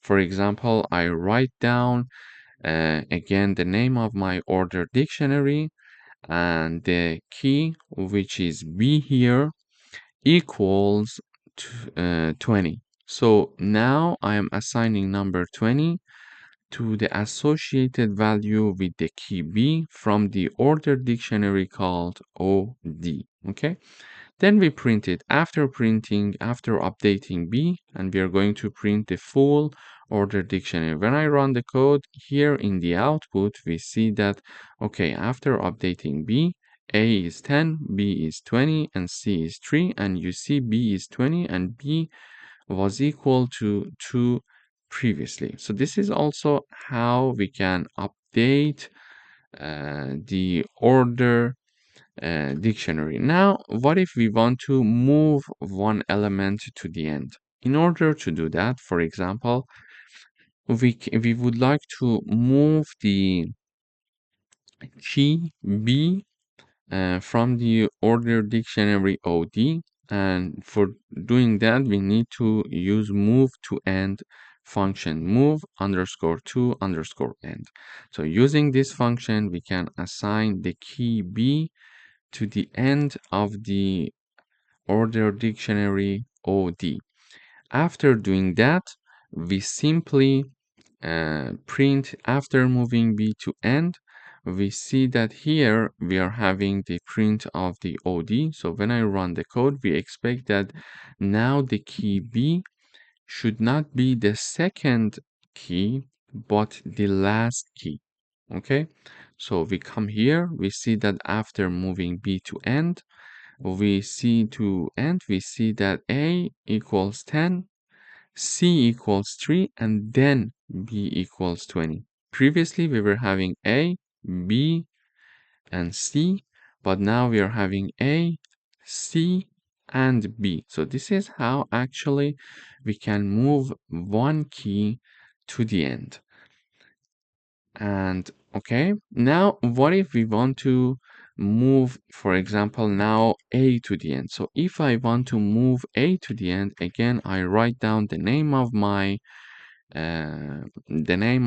order dictionary, then I use the function move to end, and then here I write down, for example, A. This is how I can move A to the end, and then I simply print the order dictionary and the message saying that after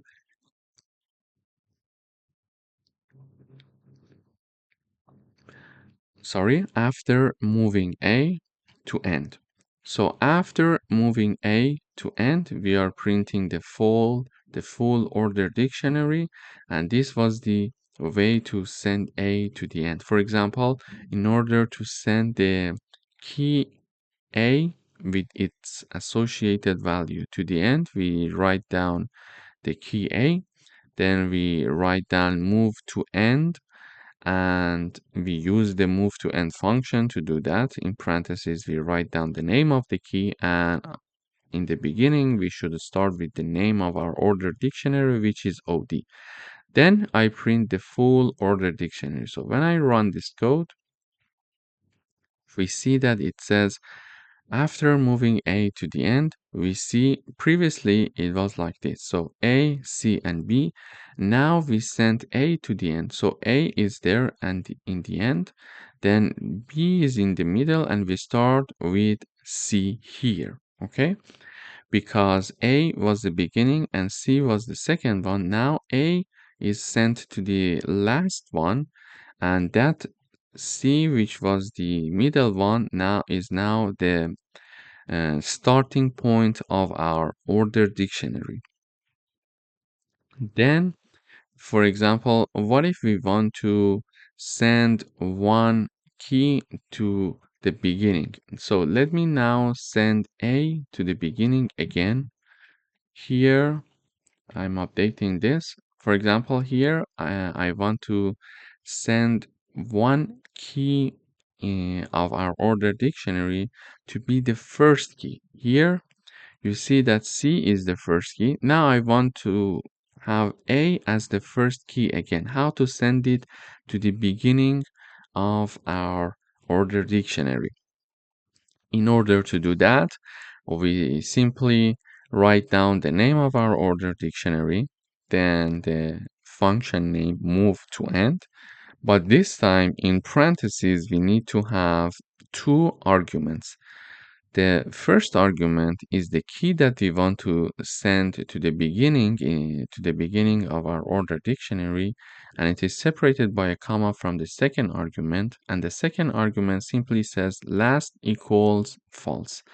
This last equals false will help us to send the key A to the beginning of the order dictionary OD. And here I'm printing out after moving A to the beginning, then we are having the OD. So when I run this code, we see the output after moving A to the beginning, we are having the order dictionary A again is the first key, then C, and then B. While in the last version, in the previous version, we were having A as the last key. Now, thanks to the move to end with the last equals false argument, we are having A key being the first key in our ordered dictionary. What if now we want to send B, for example, to be the first ordered dictionary key? In order to do that, for example, I can again write down the name of my order dictionary, then move to end, and then we are having, for example, B here, last equals false, and then we are going to print it. So now I want the key B to be the first key using this keyword of the order dictionary OD, and we are using the move to end function. So now B will be the first key of the order dictionary OD using the move to end function and the last equals false argument. After that, we are saying after moving B to beginning, we are printing the order dictionary, and you see in the previous version, B was the last key. Now, thanks to the move to end function with the last equals false argument, we are having B as the first key. So B 20, A 10, and C 3. So this is how actually we can move one key to the end or the beginning. So how about removing or deleting an element? In order to delete an element, we write down the del keyword, the name of our order dictionary, which is OD, and then the key that we want to be removed. Now I'm removing the key A from the order dictionary OD, and then we are printing the order dictionary one more time. So when I run this code, we see that after deleting A, order dictionary looks like this. We are having B equals to 20, and the key C has its associated value 3, and A, which was 10, is now not included in our order dictionary because we just removed it. Then we would like to compare a normal dictionary with an order dictionary. Here we are asking the compiler, we are having two uh, normal dictionaries and we're comparing them. So it has three, each of them is having three keys and their associated value. For example, X, Y, and Z. X is 100, Y is 200, and Z is 300. And we see that Z is 300, X is 100, and Y is 200. But in the second normal dictionary, we are changing the place of the dictionary. For example, Y was the second key, now it's the first key.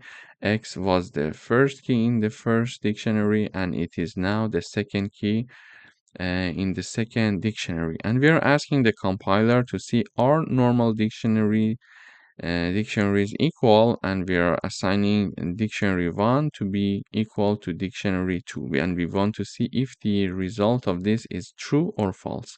So when I run this code, It says, are normal dictionary equal? The answer is true. So the compiler sees these two normal dictionary to be equal. However, when working with order dictionary, we are having two orders dictionaries here. So the order dictionary 1 and the order dictionary 2. So X, Y, and Z, 100, 200, and 300. Then Y is 200, X is 100, and Z is 300 in the second order dictionary. And we see that the keys are the same. The values are the same. However, the place where we are having Y in the first one and the second one is different. And also the same logic happens with the X here. Okay. And we are asking the compiler to see are ordered dictionaries equal, and we are asking the compiler this using the order dictionary 1 equals order dictionary 2. So when I run this code, the answer is false.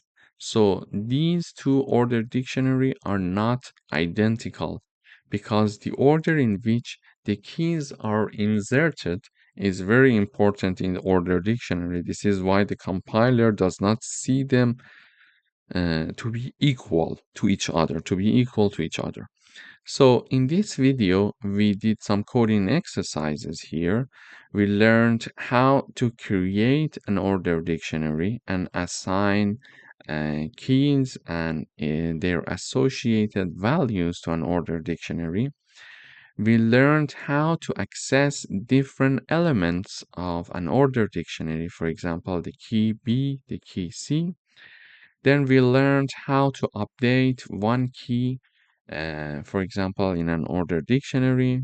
We're assigning a new value to a key that we already declared above. Here we are updating A, and also we were updating B here. So we were updating A with 10 and B with 20.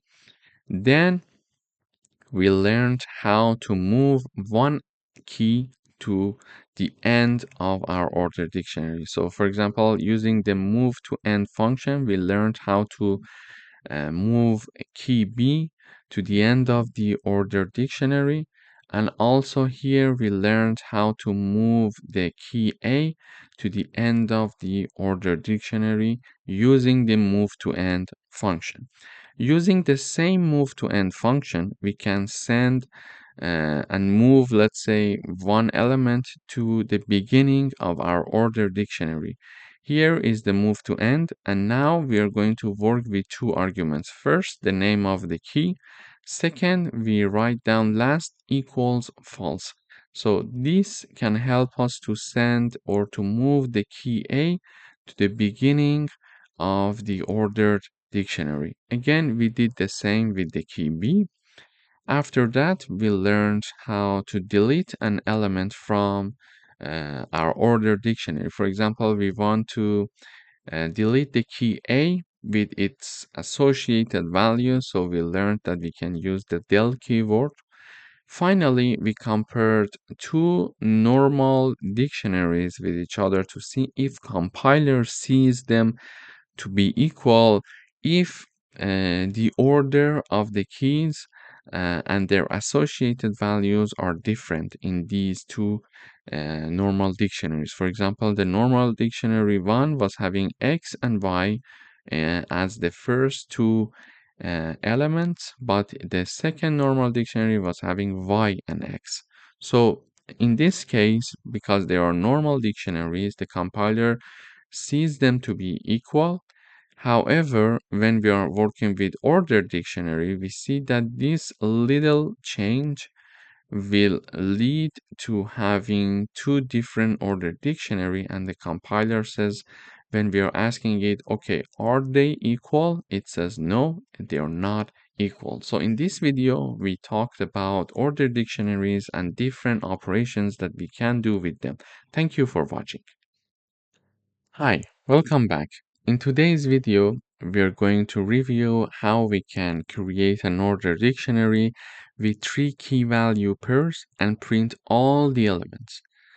And we are going to then learn how we can have access and print a specific keys value. So first of all, when working with order dictionary, we need to import them from the collection module. Then we are having the creation of order dictionary. We, for example, want to name our order dictionary to be OD. Then it is equal to order dictionary with empty parentheses. So this is how we create an order dictionary. Now let's have our elements, keys and their associated values. So the first key is name. It is associated with the value Alice. The second key is age. It is associated with 25. The third key is city, and it is associated with string New York. So we are having three keys that are name, age, and city. Then we are having three associated values, which is Alice, 25, and New York, respectively.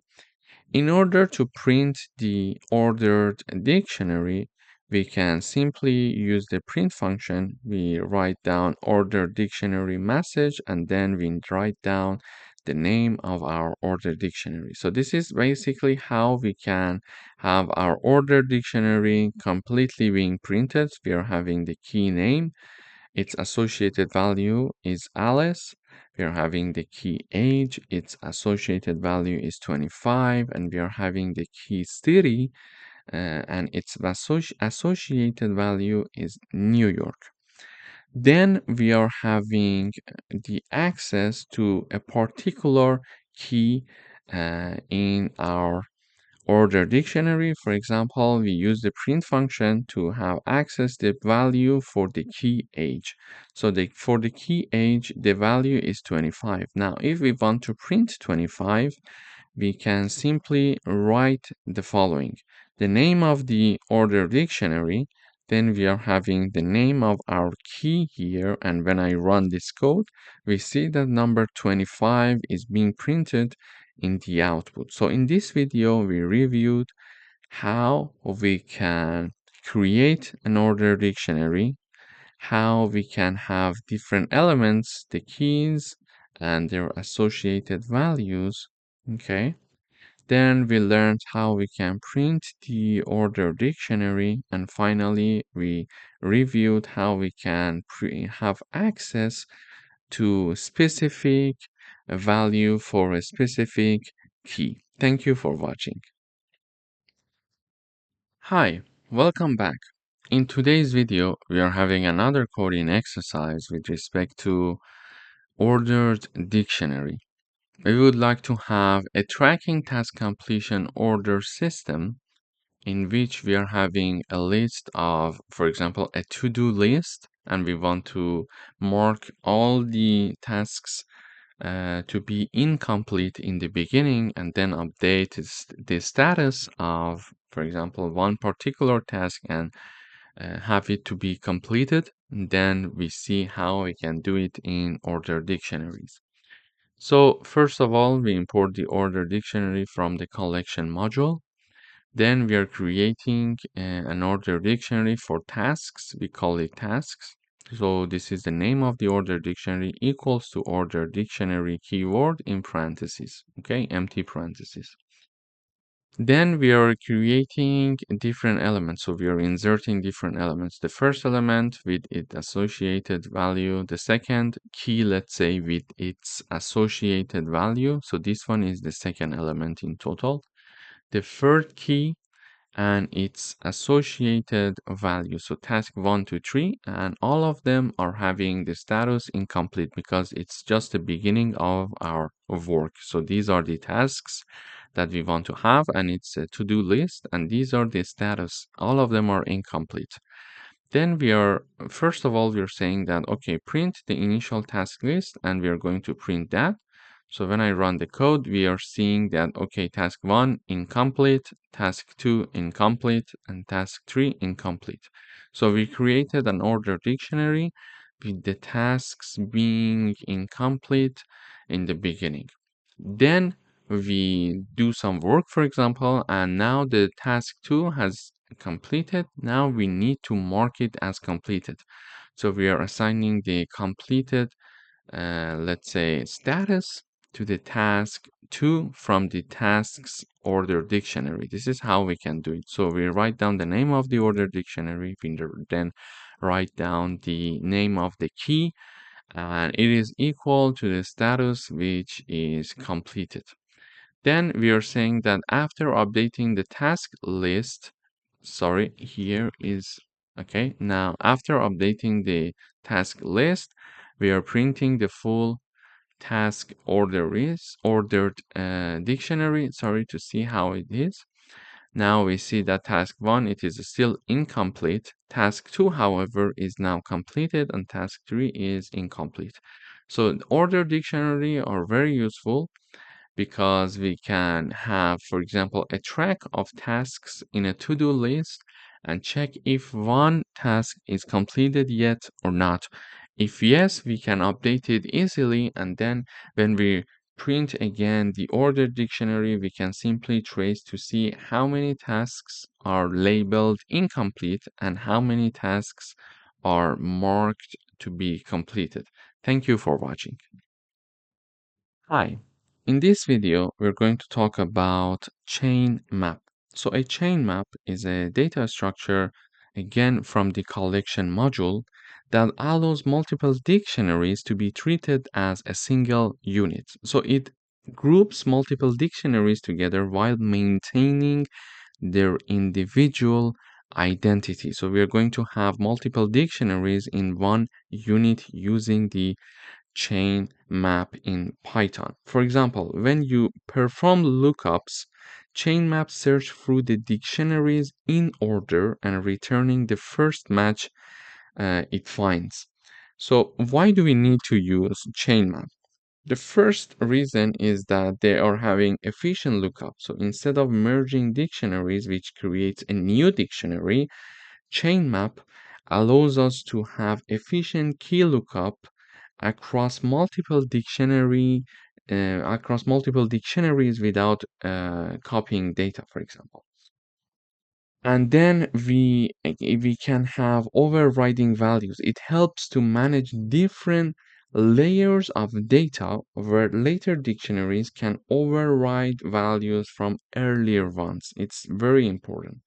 Then we can have managing defaults. For example, it is useful for managing configurations with default values can be overridden by user settings. Okay. And finally, it's because they're having the scoped variables. So they are very useful in scenarios like variable scopes in programming, like local and global, or built-in scopes. In the following, we are going to have some coding exercises with respect to chain maps. So we're going to learn how we can create them and how we can work with them and how we can access different dictionaries that are included in a single chain map. Thank you for watching. Hello everyone, welcome back. In today's video, we are going to have some coding exercises with respect to chain maps. So a chain map, we discussed that it is going to combine multiple dictionaries. So first of all, when we want to work with chain map, we need to import them from the collection module. Here we are having three dictionaries, dictionary 1, dictionary 2, and dictionary 3. The first one has two keys with their associated values. For example, dictionary 1 has a key A with value 1, a key B with value 2. Dictionary 2 has two elements again. The value 1 is the 20 for the key B, and the key C has the value 30, and also the dictionary 3 has only one element with the key D and the value 40. So these are our three dictionaries.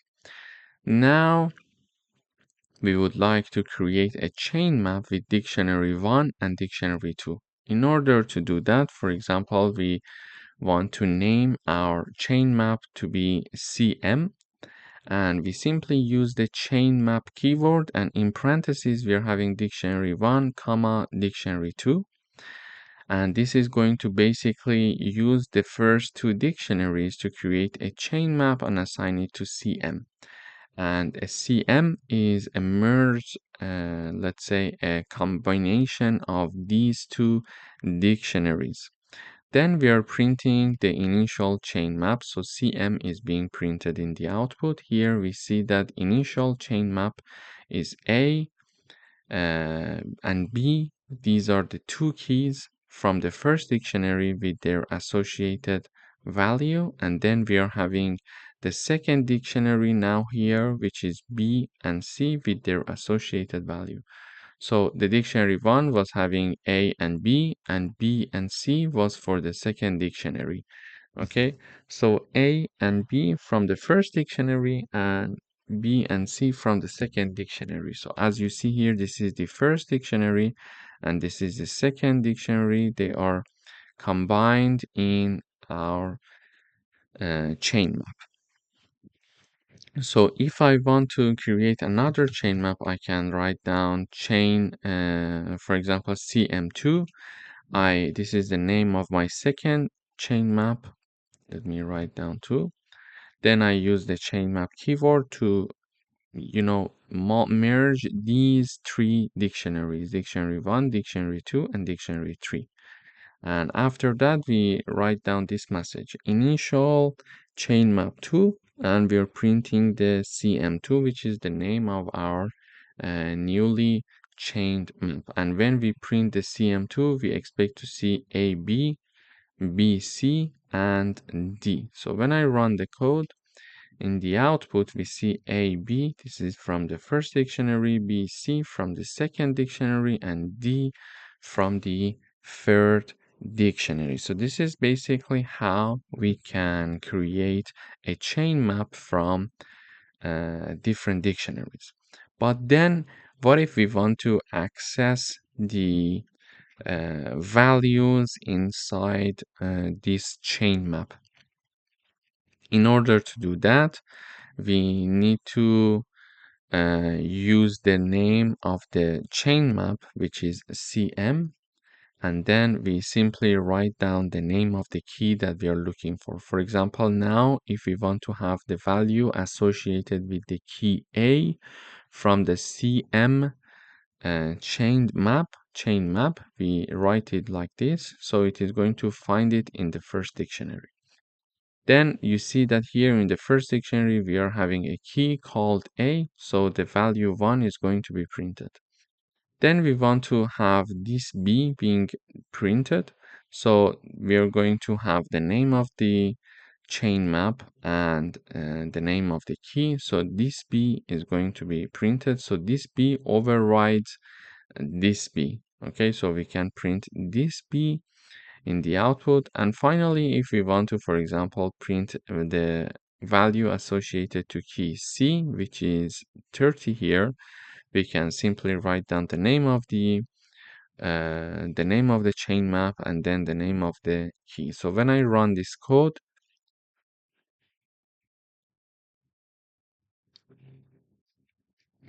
we can see in the output we are having value of A is 1, value of B is 2, and value of C is 30. 1, 2, and 30 is being printed. So 1, 2, and 30 is being printed in the output. Also, if we want to, for example, access the values of the second chain map, we can do the same. So we use the print function and we simply write down value of, for example, D,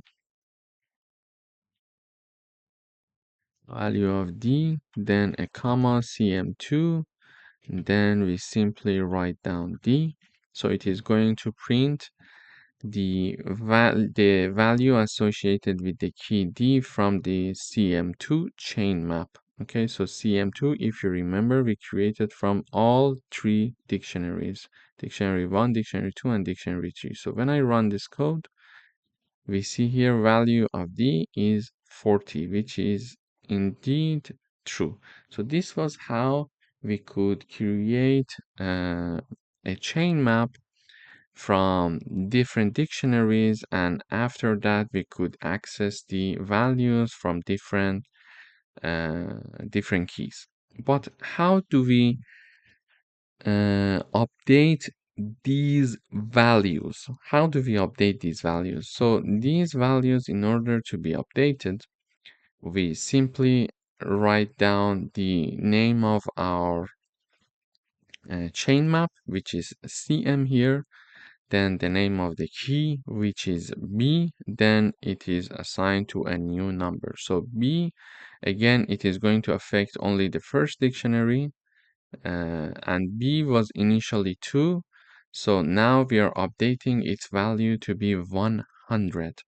So now we are updating the value associated to the key B from the CM chain map, and we are saying that after updating B in the chain map, we are printing the full chain map to see how it works, and also we are printing the first dictionary also to see how it can have impact on the first dictionary as well. So the first dictionary is A1, B2, okay? So when I run the code, I come here. After updating B in the chain map, we see that A is 1, B is 100, and the rest of the chain map remains the same. So the initial chain map was A1, B2, so now A1, B100, and the second dictionary in our chain map was B20 and C30, so B20 and C30 remained the same. Also, after that, if you remember, we tried to print, so we tried to print our first dictionary, which was this one, so A1 and B2, and we see that the modification that we did for the key B in the chain map also impacted the dictionary 1, because we see that dictionary 1 is now A1 and B100,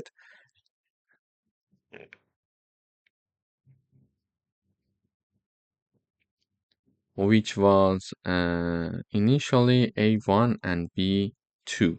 So this is how actually we see that updating a value associated to a key from a chain map can also directly impact a dictionary. Now, what if we want to add a new dictionary, for example? In order to add a new dictionary to our already existing chain map, we can have a new chain map, for example. Simply, we write down the CM, the name of our first chain map. Then we use the new child function.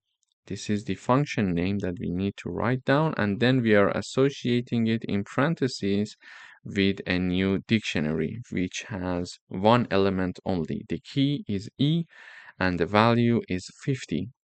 And all of this is assigned to a new chain map, which is called cm underscore new. So when I run the code one more time, we come back here, we see the new chain map with extra dictionary. So we are having the new dictionary here with key E and its associated value 50, A1, B100, and B20, and C30. So this is basically how we can create a new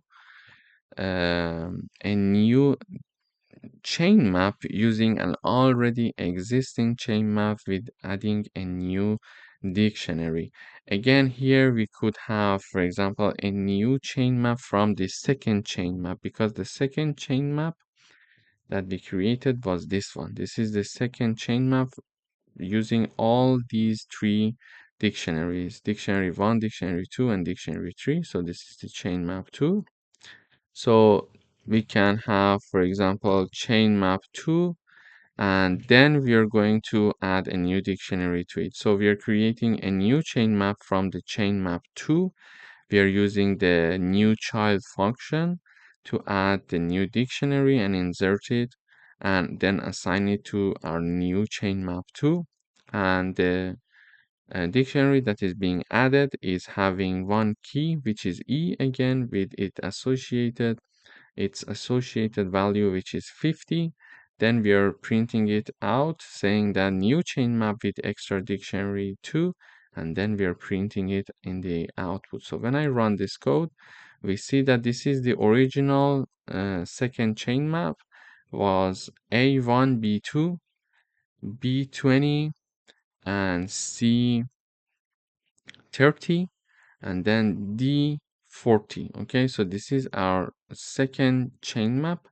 Or we see that here when we are having the first dictionary with the key E and the value 50 is being added there. Okay, so this is actually how we can have it uh, in the output. This is how we can create a new chain map from an already existing chain map by adding a new dictionary. So let me comment this part because there will be a lot of things in the output, so it's a bit hard to manage everything and not get lost easily. So now we are going to learn how to convert a chain map to a regular dictionary. Okay, in order to do that, we are using this keyword, and in parentheses we simply write down the name of our chain map, which is CM, and this is the dictionary that we are creating. So this is merged underscore dictionary is the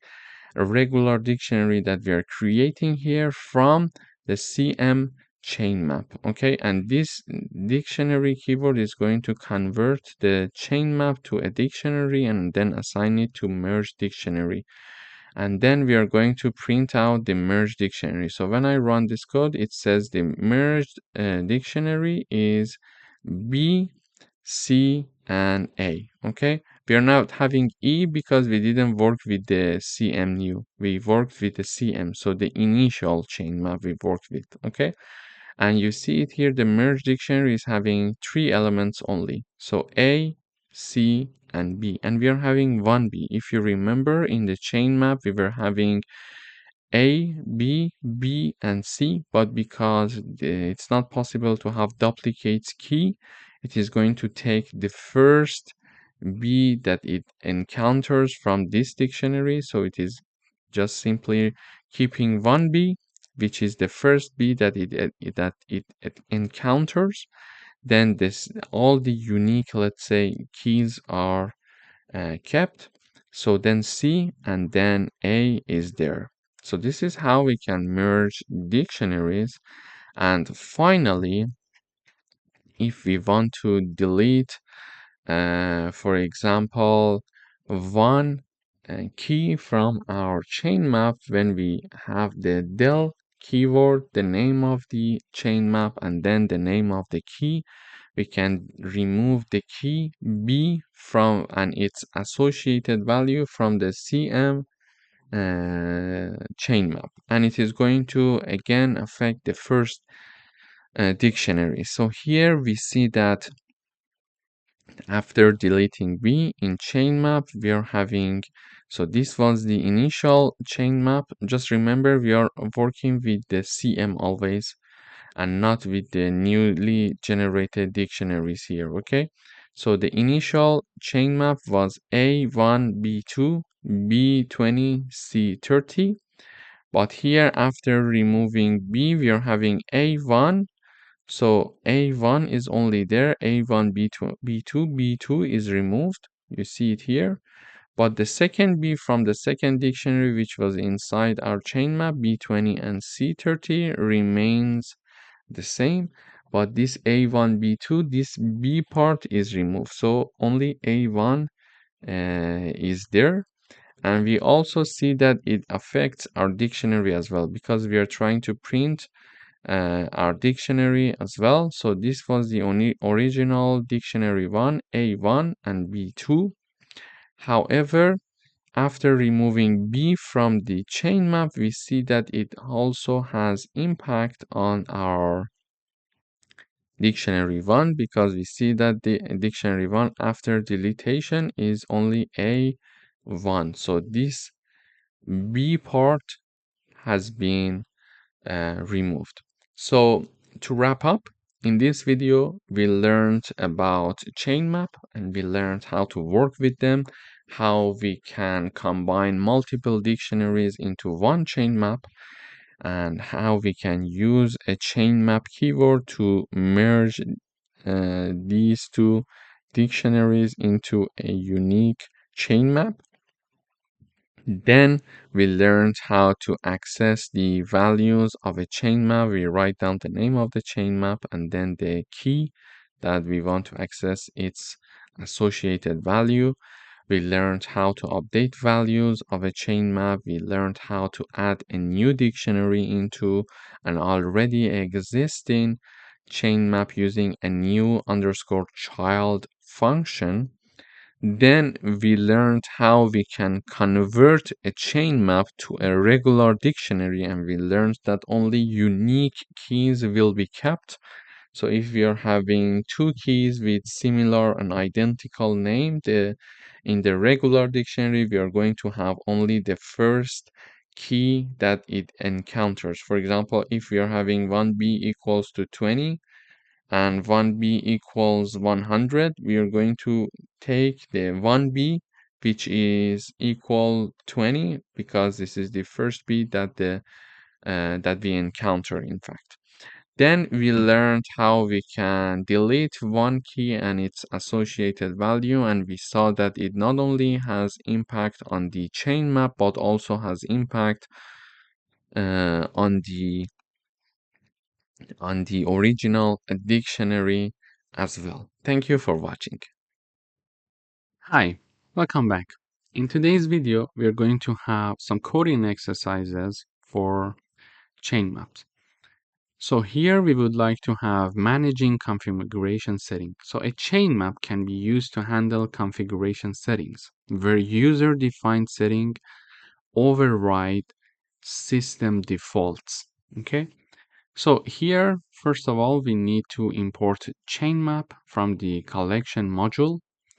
Then, for example, the default configuration of our system is the following. We're having a dictionary that is having 3 elements. So theme is the first key, font size is the second key, and language is the third key.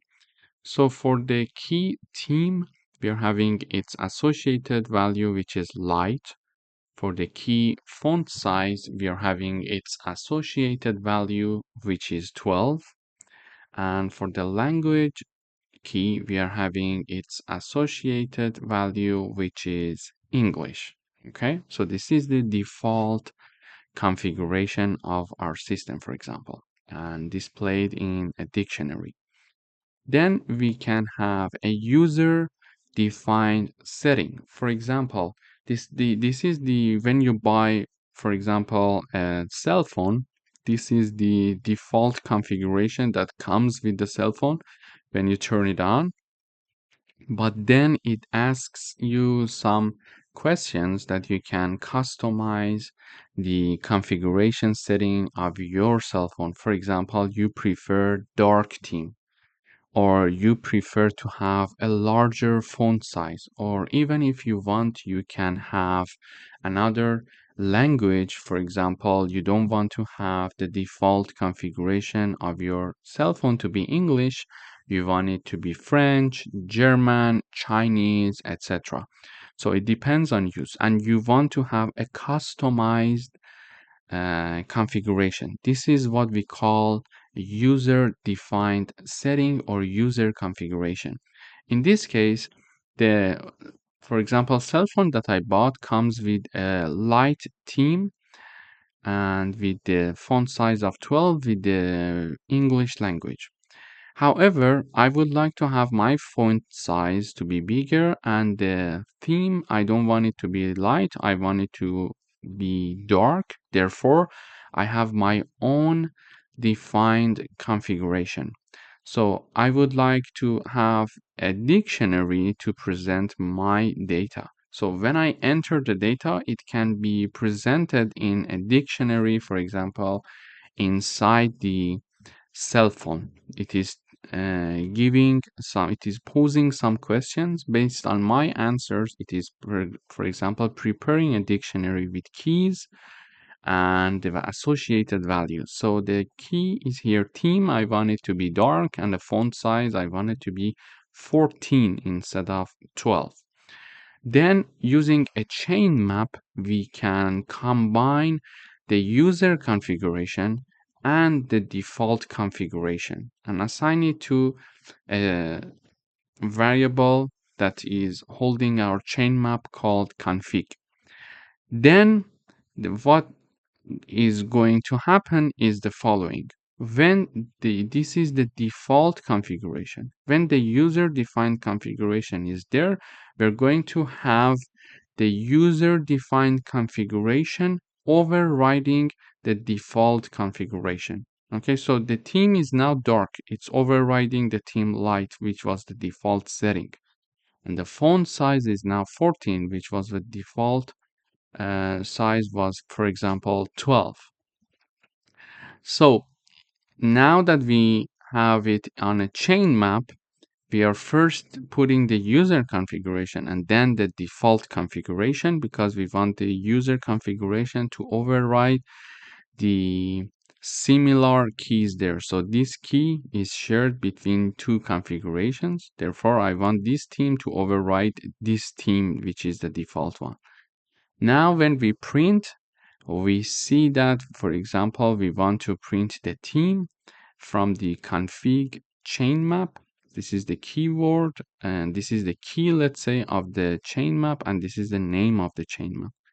Therefore, when we run the code, we see that the theme is dark because the user preference overrides the default preference. Okay? But then when we talk about the font size, we again have the key font size from the config chain map. And when we print this, we see that in the output, we have the font size of 14, which is the user preference that is overriding the default setting and configuration. Finally, when we want to discuss the language in which the system is presented, for example, we write down the key language from the config chain map.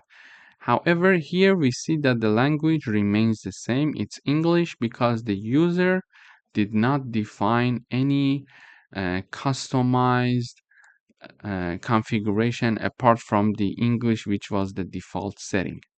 So this is why we see that the language remains the same. However, if we wanted to have a different language, it would have been something like this. For example, I could say language. Then we could have, for example, French here. Okay. So now that I added a new key to the user preference, the user configuration, this language overrides the default language, which is English. So now when I rerun the code, I expect to see French in the language because now it is also customized. So this is how we can have a managing configuration setting, for example, for a cell phone or for a laptop. When we buy it, it has a default configuration, but we are going to customize it. And this can be done through dictionaries and more particularly when they are combined.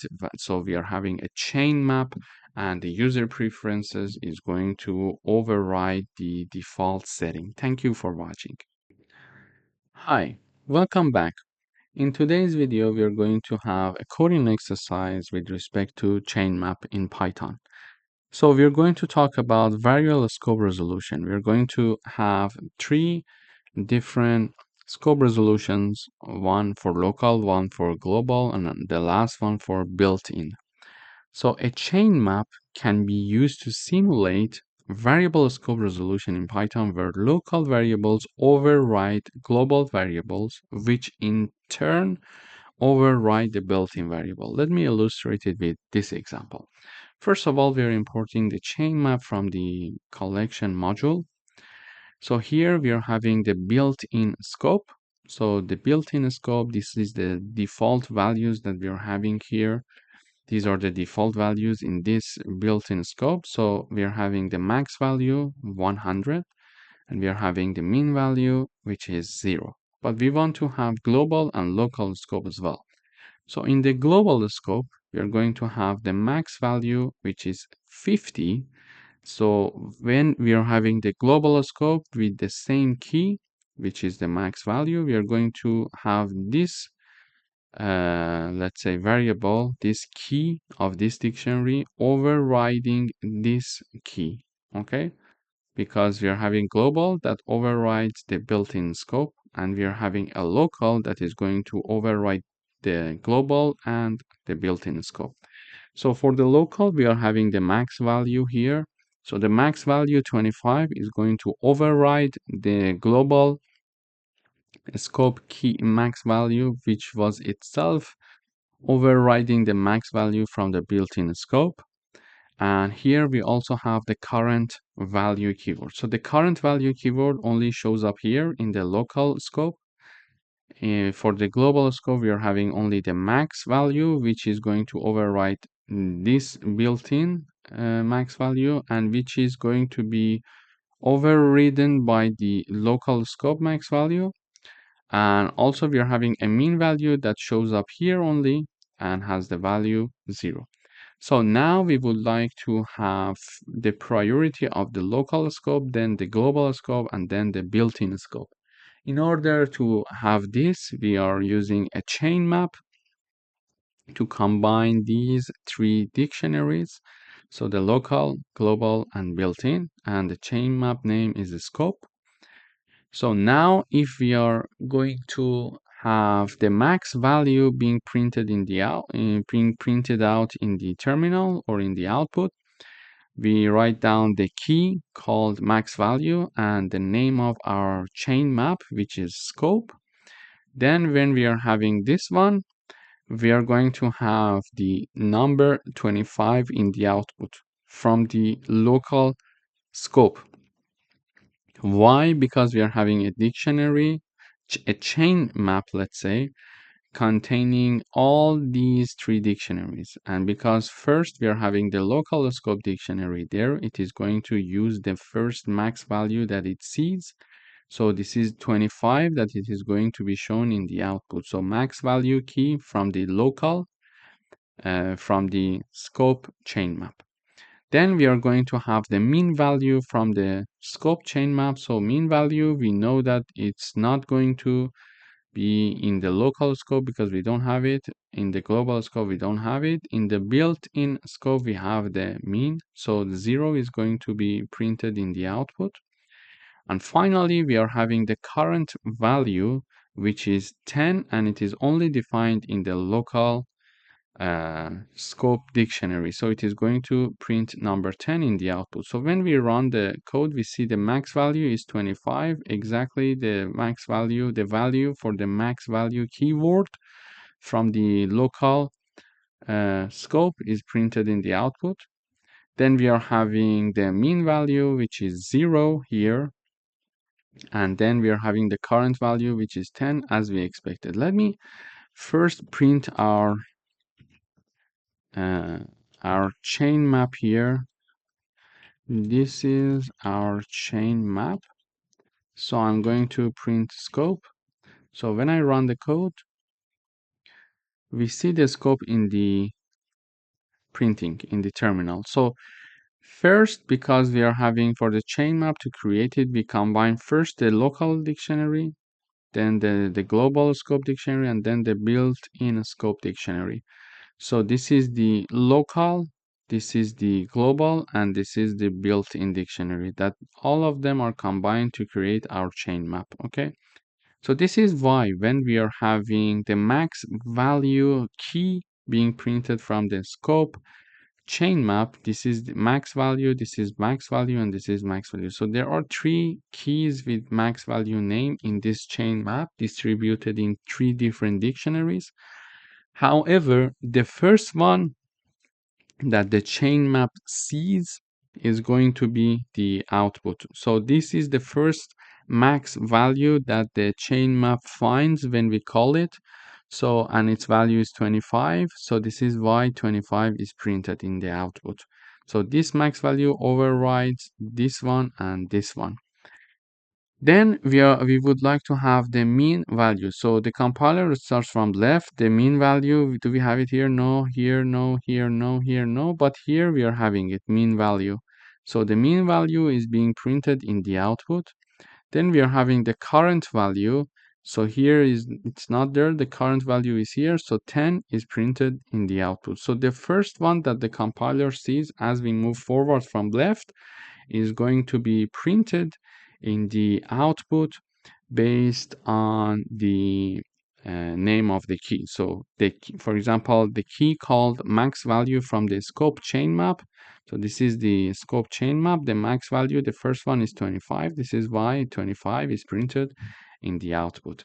So this is a good example of how variable scope resolution can be performed and can be taken care of using chain maps. Thank you for watching.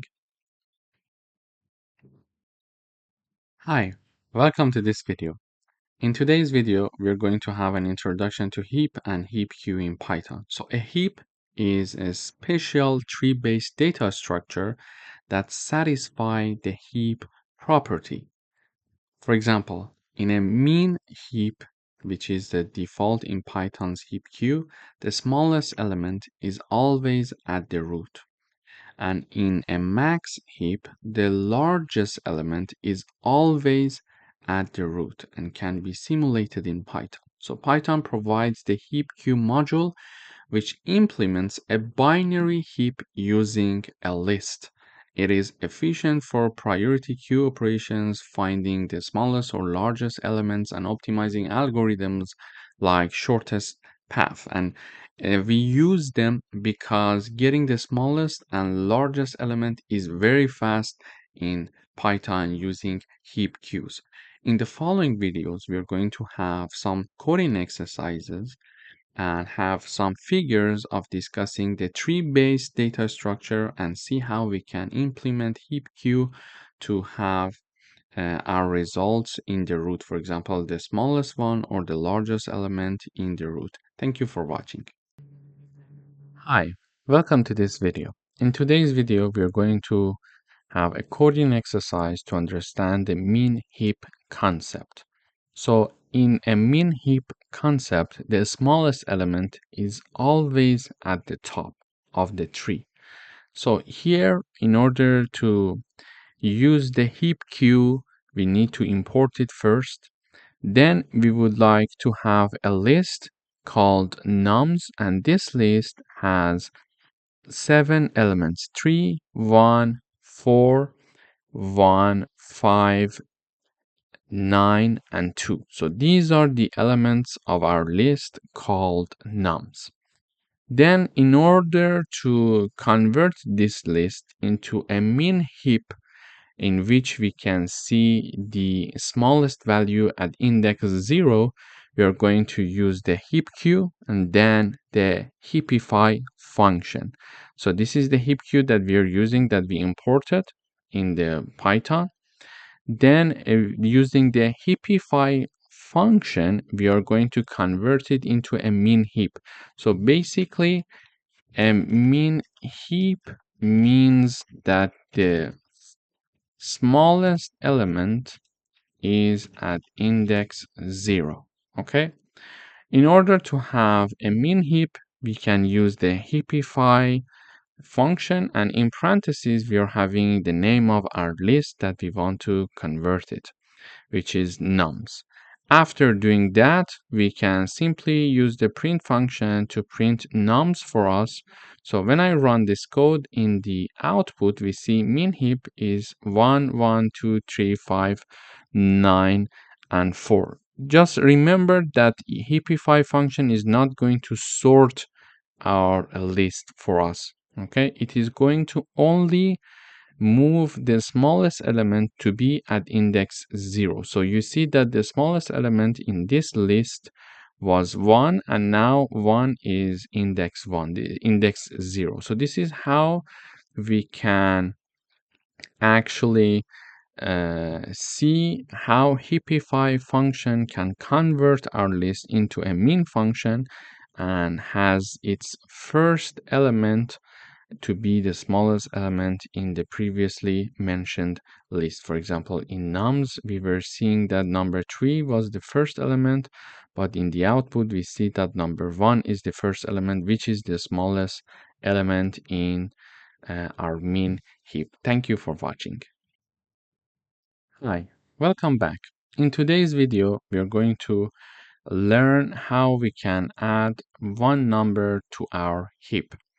In order to add a number to our heap here, we are using the heap push function. So we write down the heap queue, which is our imported library here in Python. Then we use the heap push to push a new value to our heap, and then we need to have two arguments. So the first argument is the name of our list, original list, let's say, that we converted it to a min heap. So this is the name of our min heap, and then the number that we want to add to this uh, min heap that we are having here, nums. Okay, so when we are adding this, after that I print the nums here. So when I run the code, we see that the min heap was originally look like this: 1 1 2 3 5 9 and 4. Now we are adding number 0, so now it starts with 0, and because it's the smallest element in this min heap, it is going to be at index 0. For example, here, if I had number 10, for example, when I run the code, we see that after adding 10, 10 is inserted at the end here. But because we are adding a number that is smaller than the other numbers, which is 0, and we are having a min heap, 0 is going to be the first element since it's the smallest element in our min heap. This is how the logic would work. So in order to add a number to our heap, we simply write down the heap queue, then heap push. Heap push will help us to add it.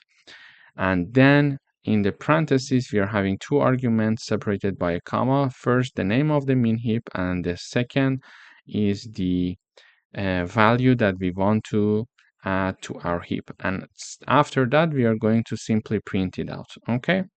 Then what if we want to remove the smallest element in our heap?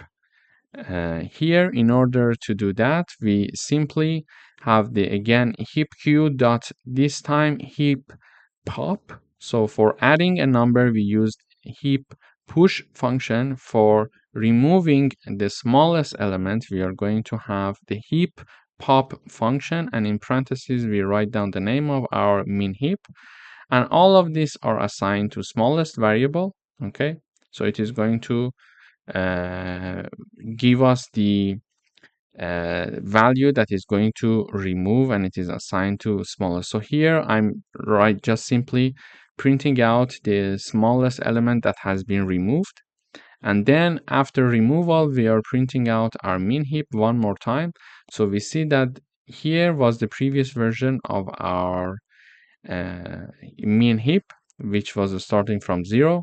Then we mentioned, okay, remove the smallest element, which is 0. So we remove that, and 0 comes from here. Okay, remove the smallest element, and smallest is being printed, which is this number 0. Okay, so this function helps us to remove the smallest element using the heap pop function.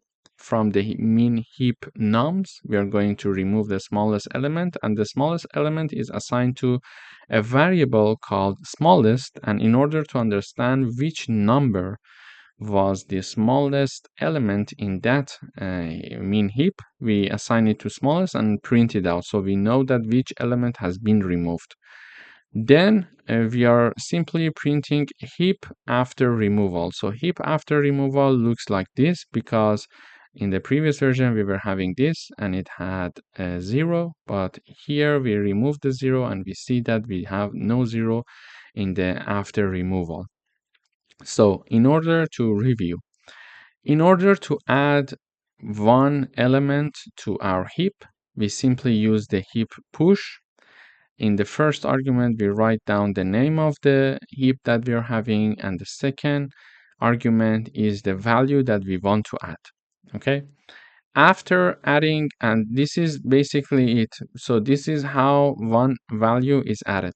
So if the added number is the smallest number in the heap, it is going to be placed in the first place. So you see that 0 that we added here is the smallest number in the heap. This is why 0 is the first element. But if I enter 10 here, for example, instead of 0, it's not going to stay as the lowest element. So the lowest element is 1, so the mean heap is going to start from 1, and 10 is added at the end. Okay, so if I add, for example, 5 here, again we see 5 at the end, because 5 is not the smallest number, so the mean heap is going to start with the smallest value.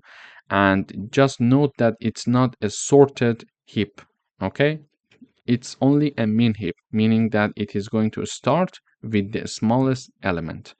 This is what it's going to do. Then we learned how to remove an element, remove the smallest element using the heap pop function, and the name of the heap is inside the parentheses. And in order to find that what is the element that we are removing, we assign it to a variable called smallest, and we print out the smallest here in the output.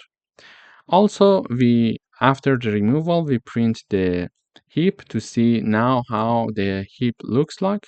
So we see that 1 is the first element in our heap here, because here we were inserting number 5, and number 5 was the last element. So here we remove the first element, so we had 2 number 1, and now we remove one of them, and we see only one number 1 still is there, and we are having it right there.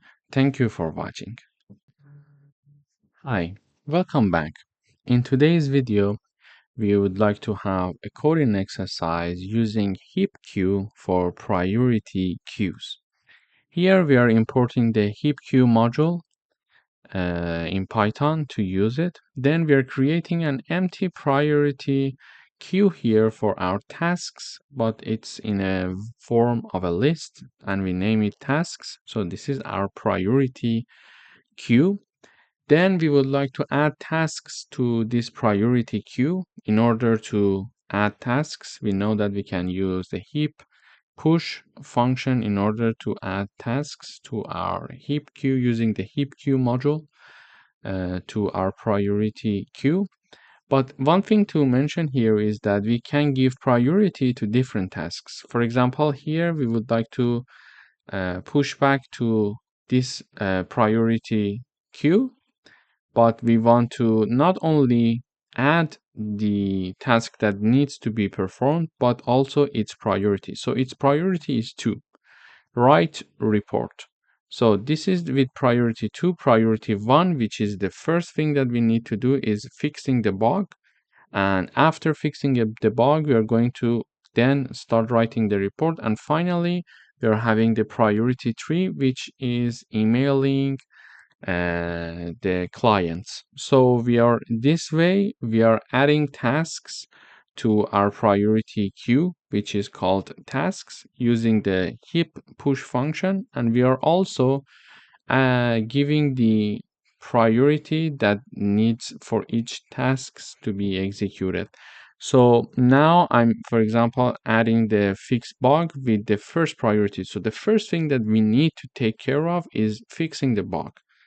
Then writing the report, for example, with the priority 2, and emailing the clients with priority 3. So this heap automatically organizes tasks so that the lowest priority number, which is fixed bug here, is at the front. Okay, so first of all, it is going to be executed, and then this one, and then this one. Okay, so internally, the heap maintains order based on the priority value 1, then 2, and then 3.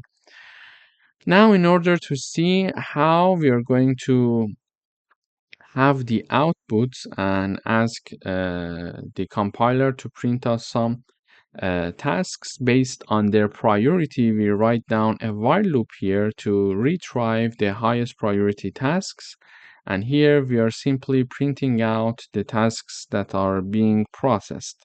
So when we are printing it out in the output, we see that first of all, we are having the fix bug with the priority 1. Then we are having the report that we need to write with the priority 2. And then we are having the emailing of the client with the priority 3. This is how we can have it done with respect to the priority level. So in this video, we learned how we can use heaps to work as a priority queue for us to have different tasks being added using the heap push function with their level of priority. So if the level of priority is lower, it means that it's the higher task that needs to be done sooner. So the lower number means that, for example, when we are having number 1, it has priority over number 2 and then over number 3, etc. until the end. Then we use a while loop to simply print based on the priority. And now here we see in the output priority 1 is first performed, and then priority 2, and then priority 3 in the output. Thank you for watching. Hi, welcome back. In today's video, we are going to use the min heap and create a min heap from a list, and then understand what are the 3 smallest elements in that heap for us. Okay? In order to do that, first of all, we need to create a min heap from the list. After doing that, we are having a list called nums, and here are the elements of the nums. Here, in order to convert this list into a min heap, we learned that we can use the heapify function. In parentheses, we write down the name of our list, which is nums. Then we print our min heap. So our min heap is like this: 1, 1, 2, 3, 5, 9, and 4. Okay? Now, in order to find the 3 smallest number in our min heap or in our heap, it's very easy to use the n smallest function. So we use the n smallest function, and in parentheses we write down first the number of numbers that we want to have. For example, we are looking for 3 smallest elements, therefore I write down number 3 here, and then we are going to write down the name of our heap, and this is assigned to a variable called 3 smallest. So it is going to assign our 3 smallest values in the nums heap and assign it to 3 smallest. Okay, and then we are printing simply the 3 smallest here heap in the output. So when I run this code, first of all, we see the min heap, and then we see the 3 smallest elements of that heap, which are 1, 1, and 2.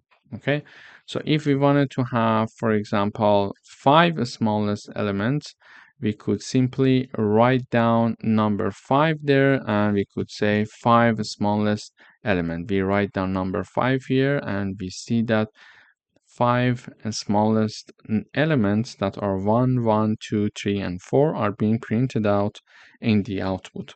This is how the n smallest function is going to help us to find simply the smallest elements that we want to find in a heap in sorted order. Thank you for watching. Hi, welcome back. In today's video, we are going to learn how to find 3 largest elements in a heap. Here is my list called nums, and these are its elements. We use the heapify function to convert this list into a min heap. Okay? Then, first of all, we print our min heap. So this is the min heap 1, 1, 2, 3, 5, 9, and 4. This is how we print it out in the output. So min heap ensures that the smallest element is at the beginning, and that's it.